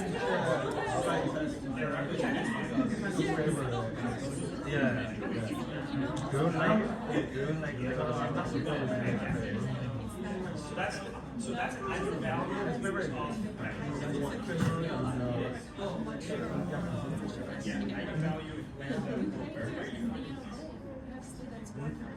But you can't, like, my mom, like, it's really It's different.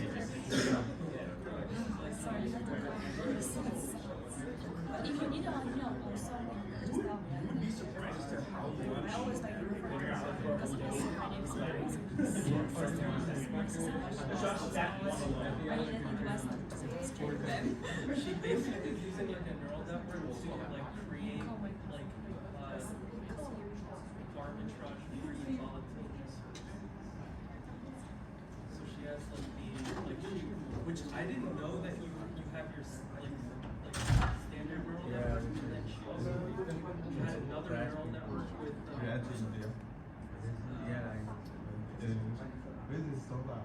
soda was crazy people, bro. No one eats like It was that. like another neural network to keep the first neural network. It's like Yeah, you, every country has some Yeah, crazy and people. then There's some magic that you know, like, I'm it is not regularly available. Like you can't find it everywhere. really, Only some specific brands of stuff. we're getting it at a step, but not a simulation step. Yeah, it was integrated. If he has a solution, fine. If he wants to talk to Michael, talk to Michael. Because I feel like Michael, if we have a flawless one, he could be in a position where he's like, you guys have done good work, take it. Yeah, no, he's like, you guys have done good work, take it. Like, take what? take whatever we have. And he will get 30%. Yeah, but Remember what he said? This He said like what we've done is already good enough. And if he wants it, I could be like 2 days. It's the first time. yeah, it's taking us like forever to do it. The PhD mathematics and computing. Yeah, He's probably done like 1,000 of them, or maybe a million. This is like our It's a first. project so I that just we don't don't know, market it. like the energy part, like in They can market it and everything. like I never mentioned anything like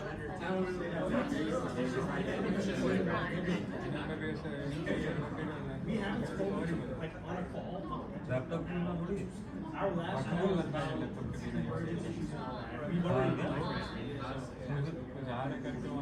And everything else was like, able to get it to converge without the energy as well. You guys should say for such a day, But it was only one iteration. no, one time iterations are like 8 and 6 or 7.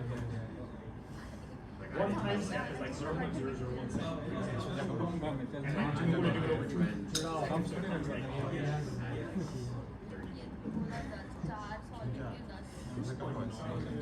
Yeah, I don't know. We're literally in like this weird spot where it's like, see, like, he tells me, if he tells me like, look, you guys have done enough. I'm like, okay, something's different. You've been sat on this for a long time. I want to get off it.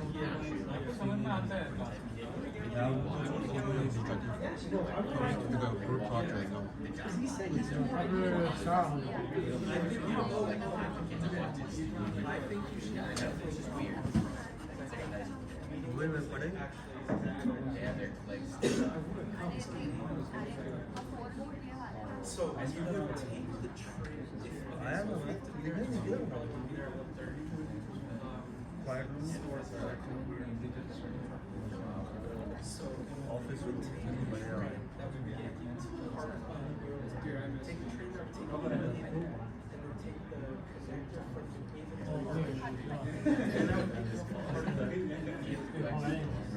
It's very simple. Yes, New Haven's the last stop. And then New Haven to Hartford is really good. It's like 20 minutes, 30 minutes. Did you get some? No, I need to like.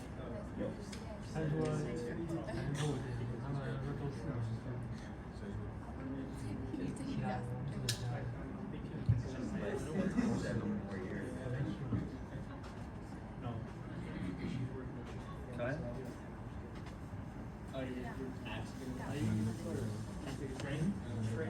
I think getting stores on top is what needs all of this shit.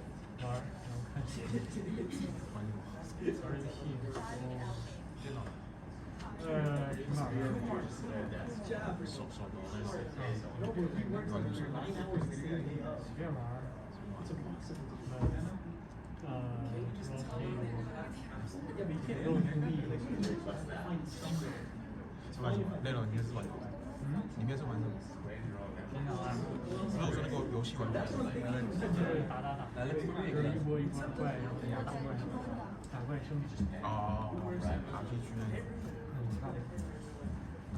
She works 9 to 2 in the morning, and if I tell her to work 2 to 7, it's like 9 to 7. Give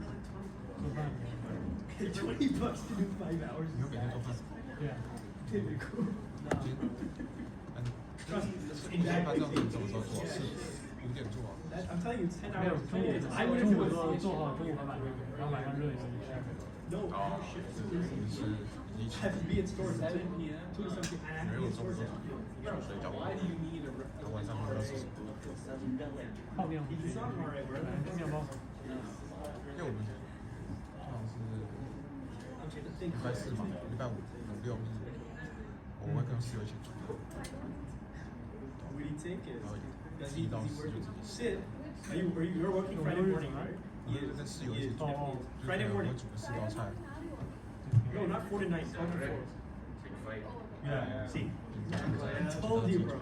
I done it. That all 3 of them are working. Ken has no. 他没课，他没有课。 2 to 7 p.m. I don't know, we need someone to take a shift from 2 to 7. We're going to store. 1、2、3，啊，我到3次了。 Capstone advisor. Who's like your boss? 还好那个教授也不给任务，就让我们事儿查事儿。 Look, I don't want the shift. I don't want to like exchange shift. I don't want to shift back. It's fine if like someone just takes. 然后没有什么任务。 I don't think I Yeah. because it's still on Yeah, exactly. It's literally like I'm running out of things. 有啊，可是我上网找一找学习， I don't. I want 就 to. 是拼贴拼贴的， 找资料，找 AI 应用的。 Someone. Wait, can we swap morning and evening? Like, can you do that? Can I do night? Can you also set up? 你找人发给他吧。 Oh shit. You can do the 档案里面 capstone. 就写了个档案里面，然后写在 Word 里面，然后这个他会看。 Who does 7 to 12? 看得认真。 Yeah, because he doesn't want to go there alone. Because Michael's gonna talk to him about all the really bad stuff, and then this is like Is it required for you to go? No, but we want to meet our guys. who do you hand it off to? You meet your boss. I don't know who I give it. Like, you should know. I 周 don't 六 know. 都是零下负7度最低。 We're in a weird spot with our capstone where it's like you're done. 太难了。 Done, but like Yeah, they but still but you're not want done. stuff. What we're doing is just like what we're doing is just trying our brains. 没有啊。 I don't even think you're doing that. Nice. Pretty much. 哎，你到底是哪里？就是山西跟陕西。山西啊，陕西。 Okay. Okay. On that day. 所以是有个就陕西，是吗？对啊。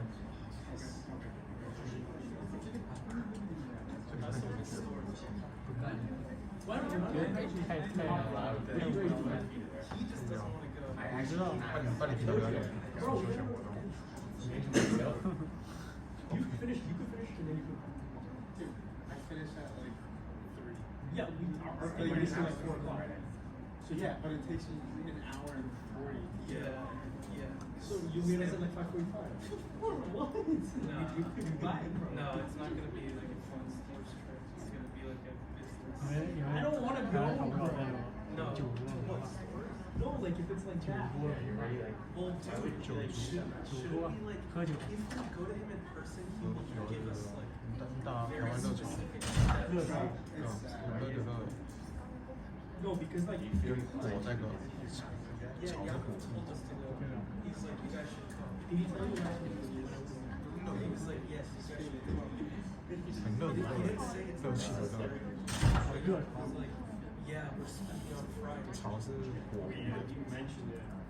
He also mentioned it in the last 那个 capstone 我 meeting. 就是 First of all, I never knew that business school did weekly, like, 哦， did you know this? 你看image 吧， Weekly speaker. Yeah. 就是正在卫生的炒店，然后点啤酒。 What do I read? 你是讲的吗？不是，就是一帮人是在酒桌上一边喝酒呢，然后会强制你喝酒那种。 So Stanford, it'll be 就比 Stanford. 如说一堆官员，然后就在酒桌上就喝酒。也有啊， Coming back, it'll be fine. I mean, 我看在老太太，比你不会喝酒人还强热闹。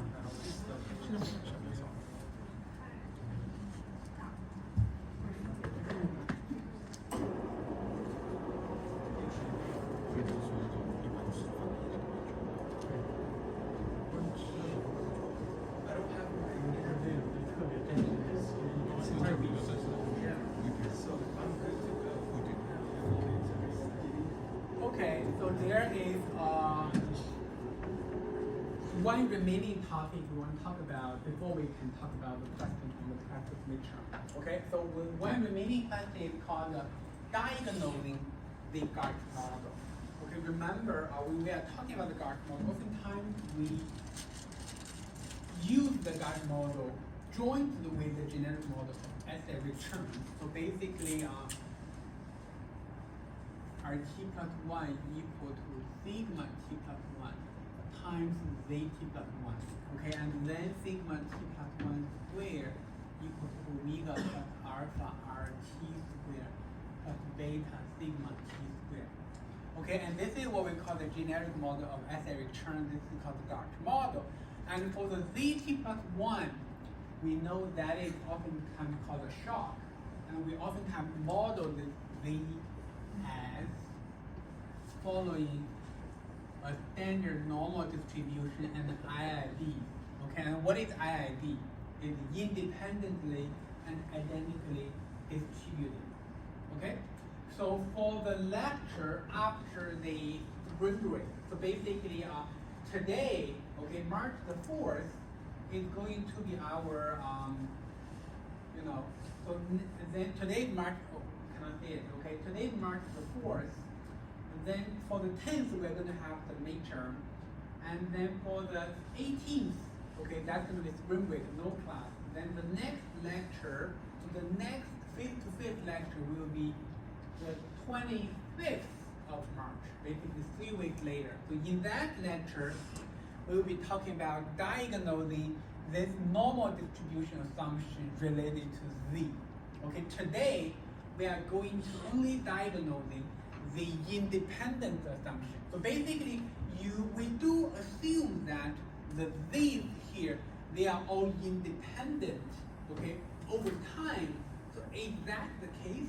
Or if that's the case, actually this can be checked, okay, this can be verified. So how do we do that? So you can see that the Z here, okay, if you rewrite the generic model of SA returns, Z is basically returns skewed by volatility. So therefore, we can construct a standardized return, a quantity called standardized return, and let's use RT head to denote it. Okay, and this RT head is constructed or calculated as RT divided by sigma t. RT, you all know what it is. Okay, it's basically the return from historical data. And what is sigma t? Sigma t is basically fitted volatility. Okay, it's basically one of the output from the MLE estimation process. If you just divide the return with the fitted volatility, you will get a quantity or a time series called standardized return, which we use RT head to denote it. And then you quickly realize that the RT head is basically the proxy for Z, because Z in the generic model of SA return is basically RT skewed by sigma. Okay, the RT head is basically the data version of the shock. So any assumption you made regarding Z can be tested on RT head. So if you believe or if you assume they are independently distributed, then the RT head is also supposed to be independently distributed. Okay? And how do we check whether RT heads are independently distributed? You know that the most straightforward way is to take a look at the autocorrelation of RT head. And if it looks like this, you know that RT head is supposed to be independent. Okay? But, okay, the trick here, or the test here is not strong enough. Okay? This is something which we call a relatively weak test. Why is this a weak test? Because remember in lecture 1,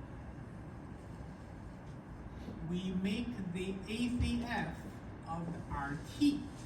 Okay, we know for RT, for the Billing returns, the autocorrelation is close to 0 and for all the lags. Okay, so therefore you can compare the before and after. Basically, the RT versus RT head. The difference between them is whether you scale by the gauge version of the volatility. Basically, you can see prior or after you skew by the gauge version of the volatility, the autocorrelation pattern do not change or does not change, okay? And you do not see a difference, or you do not detect a difference. And therefore, even though this on paper, this suggests, okay, the RT head, they are independent, okay, because the autocorrelation are close to zero everywhere, but because the prior and after don't show you a difference, so therefore we call this a weak test, okay? Let me give you ideas about a very kind of example of what is a strong test and what is a weak test. Okay, let's see. You are like kind of a drug. You have a drug. You wanted to test. Okay, and you are probably like a drug. You are like the manager of a drug company. You can think like Pfizer. Okay, and then you have a new diabetes medicine you wanted to test whether it is effective in treating diabetes. Okay, then the most natural way is to give the medicine to patients who have diabetes to begin with. Okay, and you check their blood sugar before they take the drug, and then after they take the drug, you check their blood sugar. Okay, and if you do see a difference, okay, then you do know, okay, this drug is indeed effective in treating, diabetes. Okay, and this is what we call a strong test, because you do see a difference before and after. Exactly because you give the drug to patients to have the diabetes problem. Okay, you are able to see the difference. So what if you give the drug to patients who do not have diabetes to begin with, and then before and after take the drug or take the medicine, you do not see a difference in the blood sugar levels. Okay, so therefore you cannot conclude or you cannot tell whether this drug is effective in treating diabetes or not.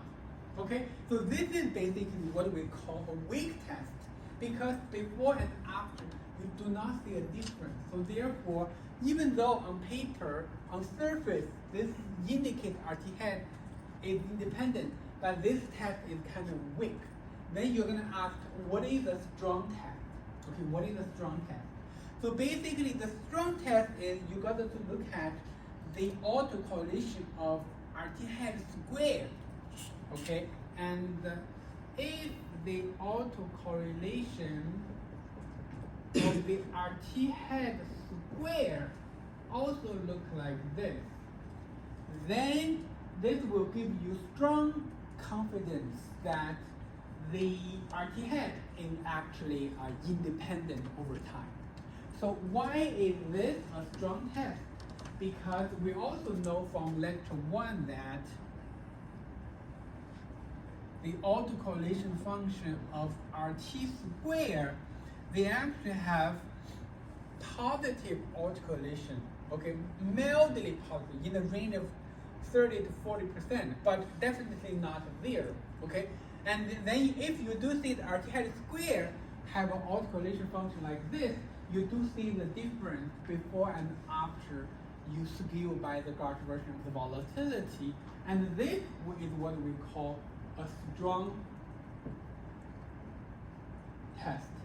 And you may ask the question, okay, is it always the case that if RT head is independent, then RT head square is also independent? Okay, that's a very good question. So basically, there is a theorem in probability theory tells you that if a random variable x is independent, and then any function of x is also independent. Okay, and that's why if RT head is independent, then RT head square should also be independent. Therefore, we do indeed expect zero autocorrelation across all labs. And where we tend to use the lower panel here to do the test, because we can see a difference before and after. And this is what we call a strong test. And this is basically the test we use to diagnose the independence assumption we made in the generic model of asset return when we are using it jointly with the Garch model. Does that make sense?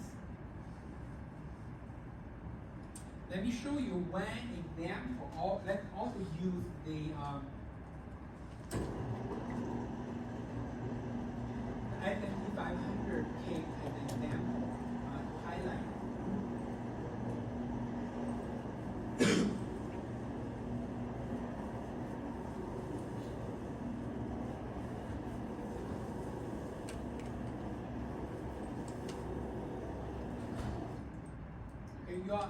You are able to find this code in the lecture 5A folder on HashiCT. Okay, the highlighted portion of the code here, is all the old code. Okay, nothing new. So basically, we first read the S&P 500 data, calculate the returns, and do the MLE estimation. And the sigma here is the fitted volatility.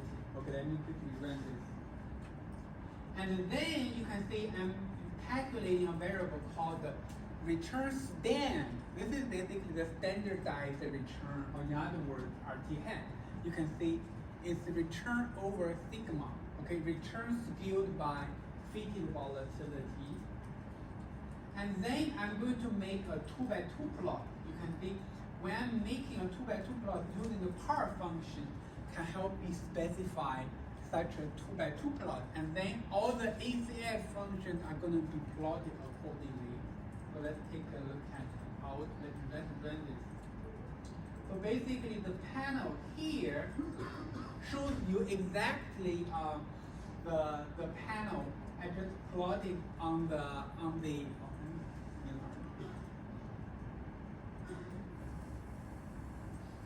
shows you exactly the panel I just plotted on the whiteboard there. So the upper panel you can see is the autocorrelation of the returns and the standardized returns prior and after. You do not see a difference, okay? But the lower panel here is more informative.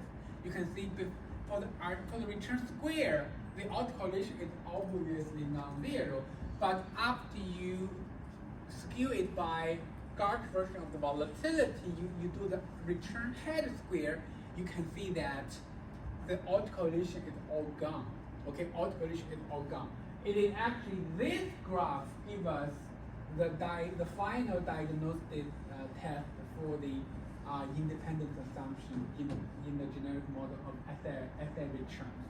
Okay, basically you can see the Garch model is indeed removing the autocorrelation in the return square process, okay, in the return square process.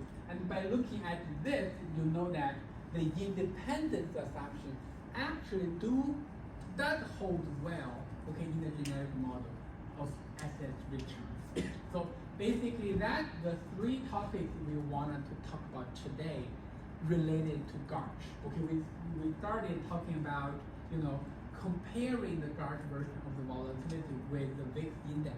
Then we talked about the leverage effect, okay? And then we also talked about how to diagnose the independence assumption when you are using the Garch model. And you keep in mind about this 2x2 plot. Okay, the upper panel is the weak test, the lower panel is the strong test. And if this table, if this graph tells you that for this particular case, especially S&P 500 case, for this 10-year period, the independence assumption actually holds up pretty well, okay? And then after the midterm, basically after the spring break, I will send you guys the second project, okay, the second project. And in that second project, I will ask you to do something similar, but on a different kind of data set, okay, on a different kind of data set. Any questions with the examples here? And all topics we covered up until this point. Okay, and let's see. Okay, let's go over the question on the practice nature.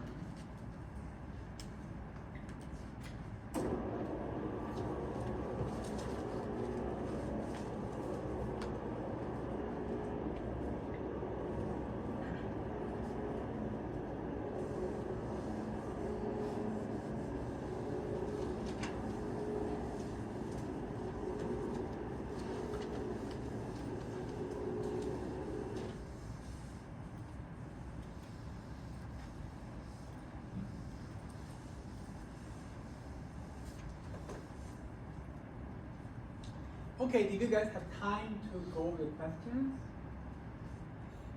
Okay, let me start. For question 1,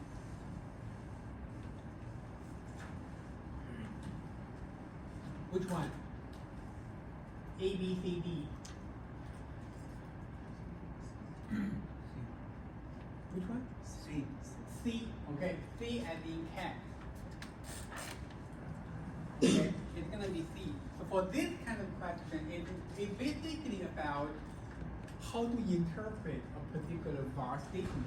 Okay, you can see, this is gonna be a one-day var. Okay, and this is a one-day var with 5% coverage rate is equal to a 10 million. Okay, so what does that mean?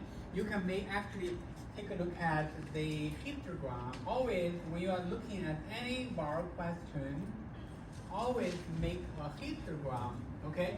And this is a one-day var with 5% coverage rate, meaning that the quantile we are going to be looking at here is going to be a 5% quantile, okay? And if this is a 10 million, meaning the 5% quantile is going to be negative 10 million. Okay, negative 10 million, meaning that there is 5% chance the portfolio losses is going to be in this region, and there is a 95% chance it's going to be in this region.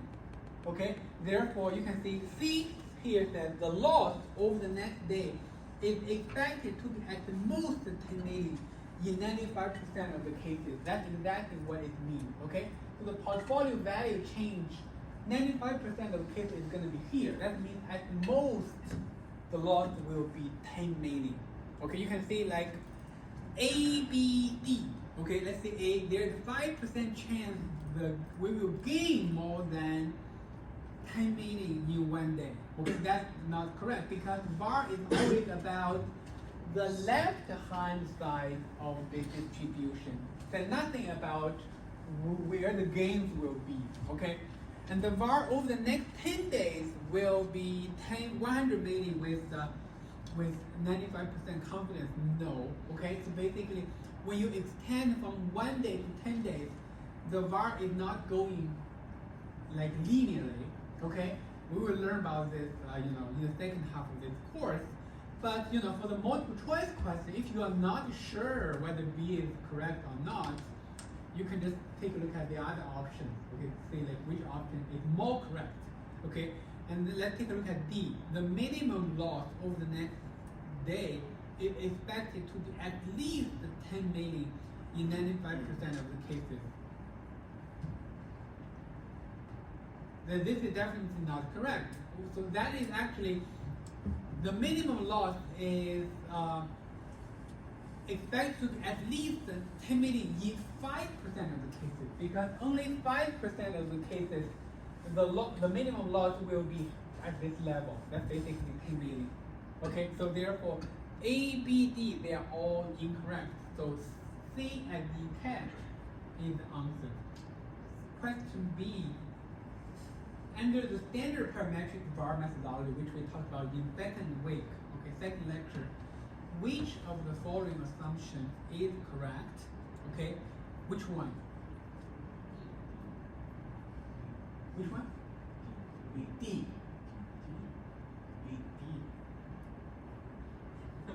B. Okay, let me see.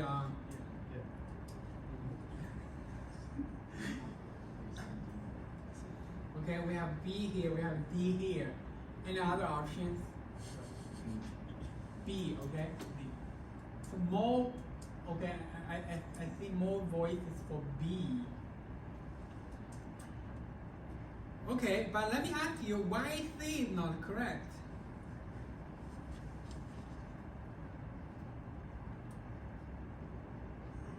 Yes, the logarithm follows the normal distribution, but we also said the mean logarithm is 0 for daily VAR, right? Because remember, when we are doing the parametric VAR, we didn't even try to estimate the mean of the daily return. we just assume it to be 0, and that's definitely a reasonable assumption because we know the daily returns, they come very close to 0. So therefore, we didn't put any effort into estimating the mean return. We just estimate the volatility of the return using the risk matrix model. So therefore, at least it appears both B and C are correct. Okay. So therefore, you know the answer is not B. Okay. The answer will be D. Okay. D as in dog. This is the tricky part of working with a multiple choice question. So you really, you cannot just pick one that looks like correct and then just, and then conclude, okay? You have to also look at other options. If you feel like you are very sure both B and C are correct, then oftentimes the true answer is something else, okay? So after this one, the answer is D as in dog. So obviously A is also correct, even though we didn't really cover it. So because if the log return follows the normal distribution, then the return is following a log normal distribution. That's how the log normal distribution is defined. Okay, so basically if the log of a variable follows a normal distribution, then this original variable follows a log normal distribution. Okay, so does that make sense to everyone? Okay, so part 3, suppose the return of your portfolio is normally distributed with mean 0. The daily 1% bar is 8%. And what is the 5% bar of your portfolio? Which one? A, B, C, D. D. Okay, D as in dog.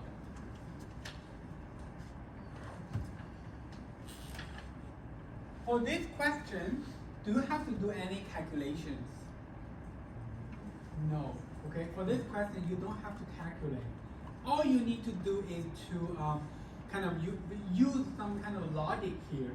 So first of all, we know the var is going to be a positive number. So B is not an option. Okay, and then you see that the 1% var is 8%. And the 5% var is definitely going to be smaller in magnitude relative to that 1% bar. Okay, because again, take a look at this histogram. If the 1% bar is here, so if let's see, let me kind of get rid of this.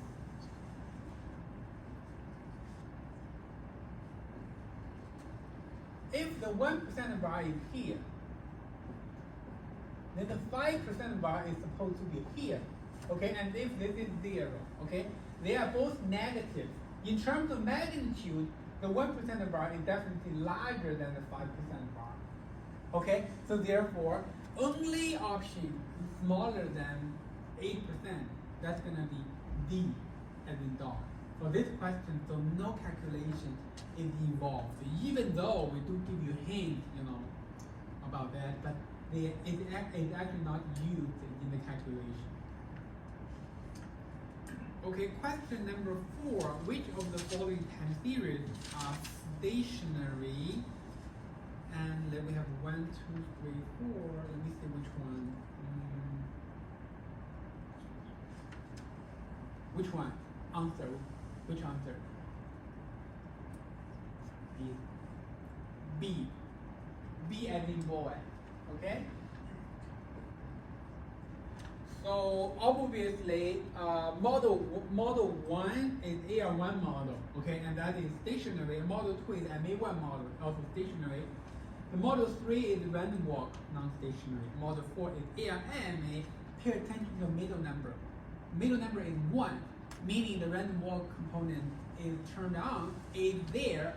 That's going to make the whole time series non-stationary. Therefore, the right answer for this one is going to be the model 1 and 2.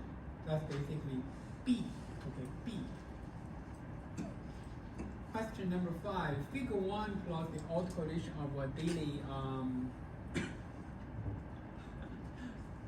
time series. Which of the following models is appropriate to describe this time series? Which one? A, B, C, D. Which one?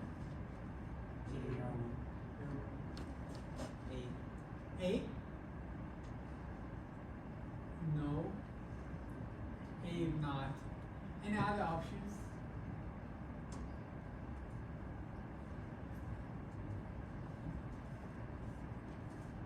The autocorrelation, okay, and which model is appropriate to describe this kind of operation patterns? No idea? Which one? C. Okay, C as in cat. So this is a very typical autocorrelation pattern for the MA2 model.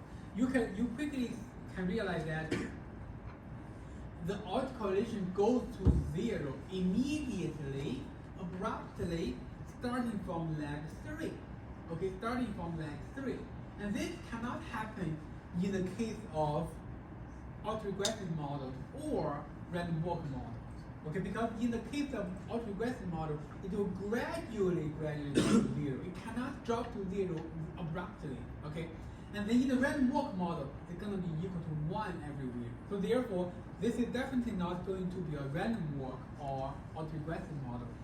Then the answer is going to be between B and C, that is MA1, MA2. And we know that for the MA1 model, the autocorrelation is going to be starting from, it's going to start to be 0 at lag 2, but this is definitely not the case, because this, in this graph, in this figure, the autocorrelation is non-zero at lag 2.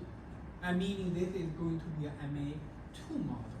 And it's actually very consistent with the autocorrelation function of the MA2 model, because the autocorrelation drops abruptly to 0 starting at lag 3. Okay, starting at lag 3. So therefore the answer is C as in cat. Question with this one. Okay, then which of the following best describes the following model? Which is this the ARMA?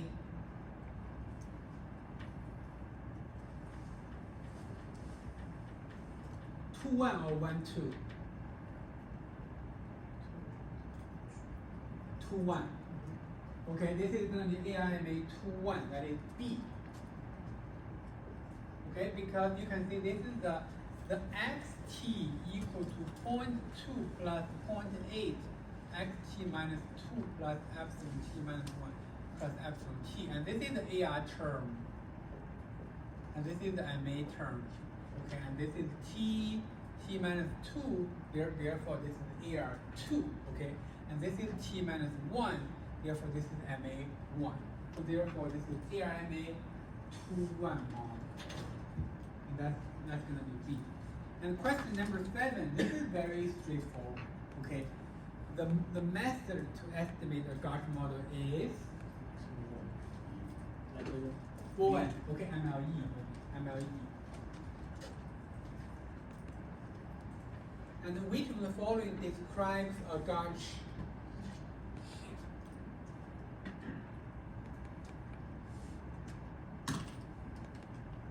One model. A, B, C, D. Which one? Is it D? Is it D? D? No. A, B, C, D. Which one? C. Okay, C as in cat. C as in cat. So keep in mind, so for any Gaussian model or any forecasting model, you cannot have information that you don't know yet. Okay? Or in other words, on the right hand side of the equation, you can only include information dated time t and prior. You cannot have time t plus 1 information on the right hand side of any Gaussian model. So therefore, for B and D, you can see they are not Gaussian models, because in B you have RT plus 1, and in D you also have RT plus 1. Okay, you think about this kind of situation. If you already know the return for tomorrow, then what is the point of estimating or forecasting its volatility? Because at that point, you should be forecasting the volatility for time t plus 2. No point for forecasting time t plus 1 at that point. Okay? So therefore, and then this gives us only A and C as the potential possibilities. And then A is obviously the risk matrix model because omega is equal to 0, okay, in A, or there's no intercept in A. So therefore, C is actually the right answer. You can double check the omega, the alpha plus beta. They actually add up to be 96%. It's more than 1. Okay, so therefore, C is the right answer. Okay, C is the right answer. So, how do you guys feel about multiple choice question? Are they okay? Pretty straightforward. Okay, so basically, the real midterm will have a similar level of kind of difficulty. Okay, make sure you are kind of familiar and comfortable with the kind of questions.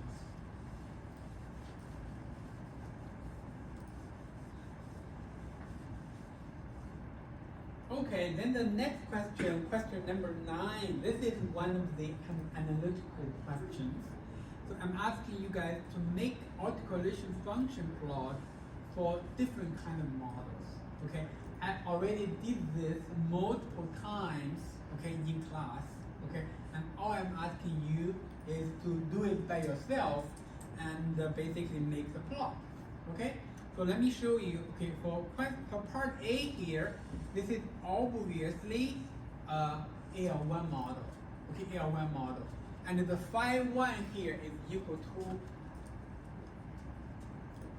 0.9, and then we know that we can use that equation, basically ACF at lag k is equal to phi 1 raised to the power of k. Okay, then you can see this is going to be the autocorrelation function. On the x-axis you label the ACF, and on the x-axis you label the lag, and then you first have to label, okay, because autocorrelation can only range it between -1 and 1. So it's useful you put 1 and -1 there, and then we are, because this is a kind of a plot, I expect you guys to make by purely by hand, okay, handwritten plot, not by computers. So you can just make the plot up to lag 5, okay. If you are using computers, you can do it up to lag 100. But for this one, we're expecting you up to lag 5. And then let's say for this AL1 model at lag 1, this is going to be equal to 0.9, and lag 2 is going to be equal to 0.81. Okay, this is 0.9, this is 0.81, this is 729, and this is another number. This is then you just connect them. Okay, connect the dots. Okay, and this will basically give you the autocorrelation function for the AL1 model, the very classic pattern of gradually decaying to 0, okay, for autoregressive models. Any questions with this? And then the second model, the B part, is obviously MA1 model, okay, MA1 model. So the autocorrelation function will be looking like this, and this is the ACF, and this is 1, and this is next 1, and this is lag, okay, and this is 1, 2, 3, 4, 5. And we know for the MA model, the autocorrelation is only, for MA1 model in particular, the autocorrelation is non-zero at lag 1, and it's going to be 0 for all the other lags. So therefore, all the other lags is going to be 0. And at lag 1, the ACF is actually equal to theta, I think it's theta 1 over 1 minus theta 1 squared. That's basically 1 plus 1. That's equal to 0.5. Okay, so therefore it is here. Okay, then you can connect the dots. It's gonna look like this. Okay, you can see the classic pattern of it abruptly dropped to 0. starting from lab 2. Okay? So, and then part C here is obviously random walk model. Okay, random walk model. So the pattern is going to look like this. ACF, this is 1, and this is minus 1. This is 1, 2, 3, 4, 5. Okay, and you know it's going to be 1 across all legs. Okay, it's gonna be looking like that.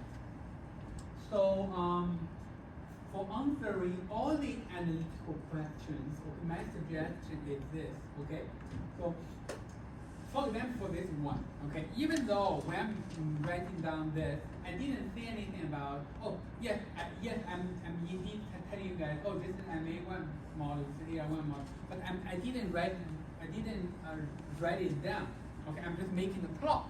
And if I got the plot all right, then I'm fine, okay, I can get full credit. But if I'm getting the plot wrong, but if I write down, okay, this is the AR1 model, but I got the plot wrong, I can still get some partial credit. Okay, so the point here is that if you have something you want to offer for the analytical question you think are useful, then you can put it there, and potentially, you know, you can probably get partial credit for that. Okay. Any question with these graphs, with the plots? Okay. The next question is the kind of GART model question. Okay, the GART model question. And for this question, the most important thing is to get the timing right. Okay, is to get the timing right. So once you get the timing right, everything is going to be pretty straightforward. Assume the closing price of S&P 500 yesterday was 1040. Okay, yesterday was 1040.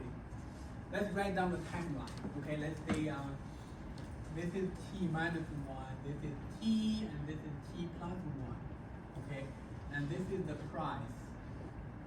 Okay, and yesterday S&P 500 price was 1040. Okay, and the daily log return volatility was estimated at 1% per day at that time using a GART1 model. And this sentence is very informative. Okay, you need to infer what that 1% is. Okay, the daily log return volatility was estimated at 1% per day at that time. Okay, basically at that time meaning at the end of yesterday. At the end of yesterday, you estimate the volatility to 1%. That estimate is basically the sigma t, because at the end of yesterday, you are supposed to be estimating or forecasting volatility for time t. Okay, so therefore, the volatility at time t is 1%. Or in other words, sigma t is actually 1%. Okay, this is the crucial part. So the volatility estimated at that time is 1% per day using the GART1 model. Then the parameters of the GART model are given to you. Okay, omega, alpha, and beta, they are all given to you. If the closing price of the index aims at 1060 today, okay, today is 1060, and then the question is asking, what is the new volatility estimate? The new meaning, okay, at the end of today, what is the new estimate? That's going to be the estimate for tomorrow, okay? Basically, the question is asking you, what is sigma t plus 1? Okay, and you know, this is all you need. Basically, if you write down the timing of the variable and everything, then you know that to get sigma t plus 1, all you need to do is the square root of the omega plus alpha RT squared plus beta sigma t squared. Omega, alpha, and beta, you can read it from that number there. And the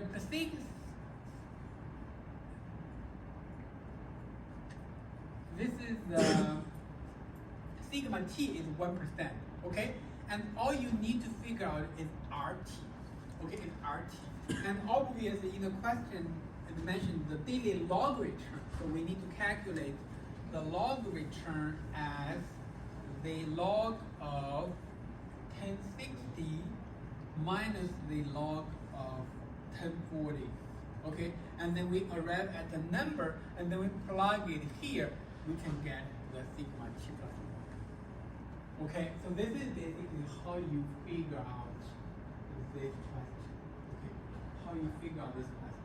And the most important part is the log they are doing there.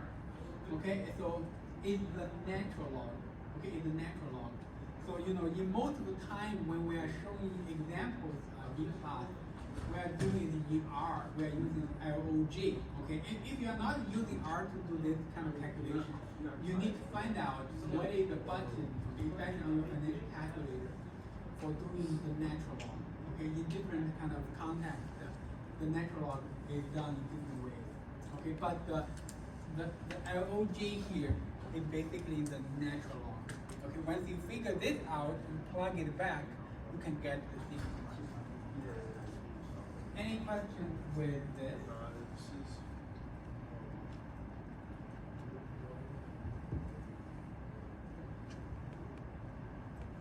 Okay, looks like we are all good.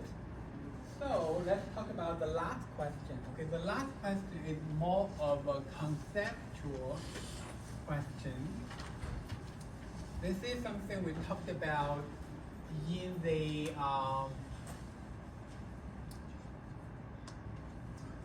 English lecture. In the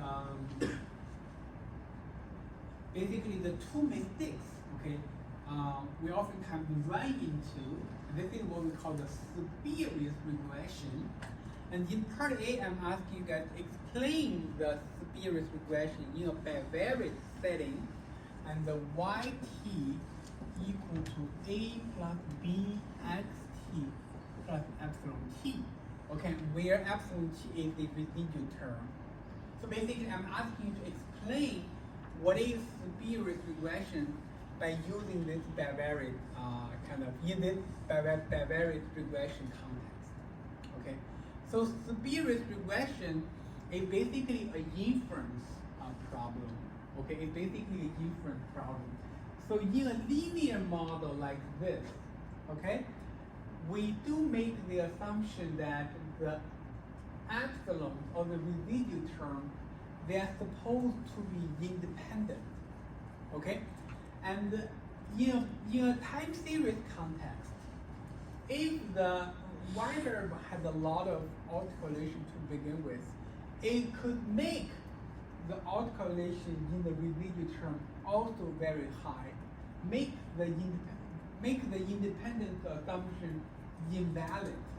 Okay, this will lead to the inferences regarding the b parameter here for this linear model invalid as well. Okay, all because of the assumption you made at the beginning doesn't hold, or the assumption is violated. Okay, and therefore the inference regarding b is going to be invalid. So that is basically the spurious regression. So if you don't pay attention to the autocorrelation of the residual term, then you can potentially run into this spurious regression. You will conclude making some kind of inferences just based on the b parameter that could be misleading. Okay, that could be misleading. We already, I think, I explained this multiple times in class. Okay, toward the end of that lecture, and also at the beginning of the dark model lecture, I also explained in very much detail what spurious regression is. And how would you detect a spurious regression? So for this one, it should be very straightforward. Okay, all you need to do is to make the autocorrelation of the residual term. Okay, and if the autocorrelation looks like this, meaning there's no concerns for spurious regression. Alternatively, if the autocorrelation of the residual term looks like this, then there is severe regression. Okay, so this is basically two alternative scenarios for you to detect the presence of severe regression, and this is no and this is yes. Okay, and then question part C. And is severe regression a serious concern when you are running the CAPM regressions? Explain why. Okay, so for this kind of question, you first need to answer yes or no, and then you can explain why. Okay, so first of all, is the answer yes or no? Is yes is it a concern or not a concern? Not a concern. Okay, the answer is no. So in the CAPM regression context, severe regression is not a concern. So why? Because the regression looks like this: RIT, alpha plus beta, RMT plus epsilon IT. And in this regression, the x variable are accessory terms, and they do not have autocorrelation to begin with. So therefore, there's no chance or very little chance there will be high autocorrelations in the residual term. So therefore, there is no concern for severe regression in the CAPM model context.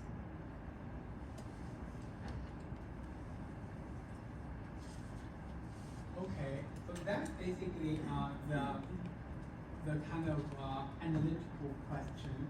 So, and I think during the break, one student was asking, what is the stipulate in terms of how many multiple choice questions and also how many analytical questions? I haven't finalized the final version of the exam yet, but I'm expecting there will be like 30 to 40% of the credit is going to be from multiple choice questions, and then 60 to 70% are going to be from analytical questions. Okay. Again, for the multiple choice question, all you need to write down are the ABCD.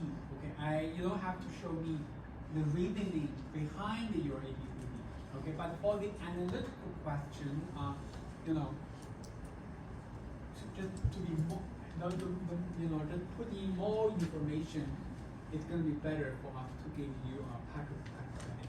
Okay, and especially make sure your writing is clear. Okay, it's clear because we are going to downloading your uploaded work from past CT and then grade it.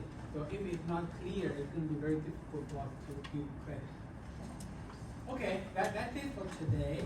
And if you have further questions, you can. And otherwise, see you guys online or on Zoom next Monday. And the next in-person meeting will be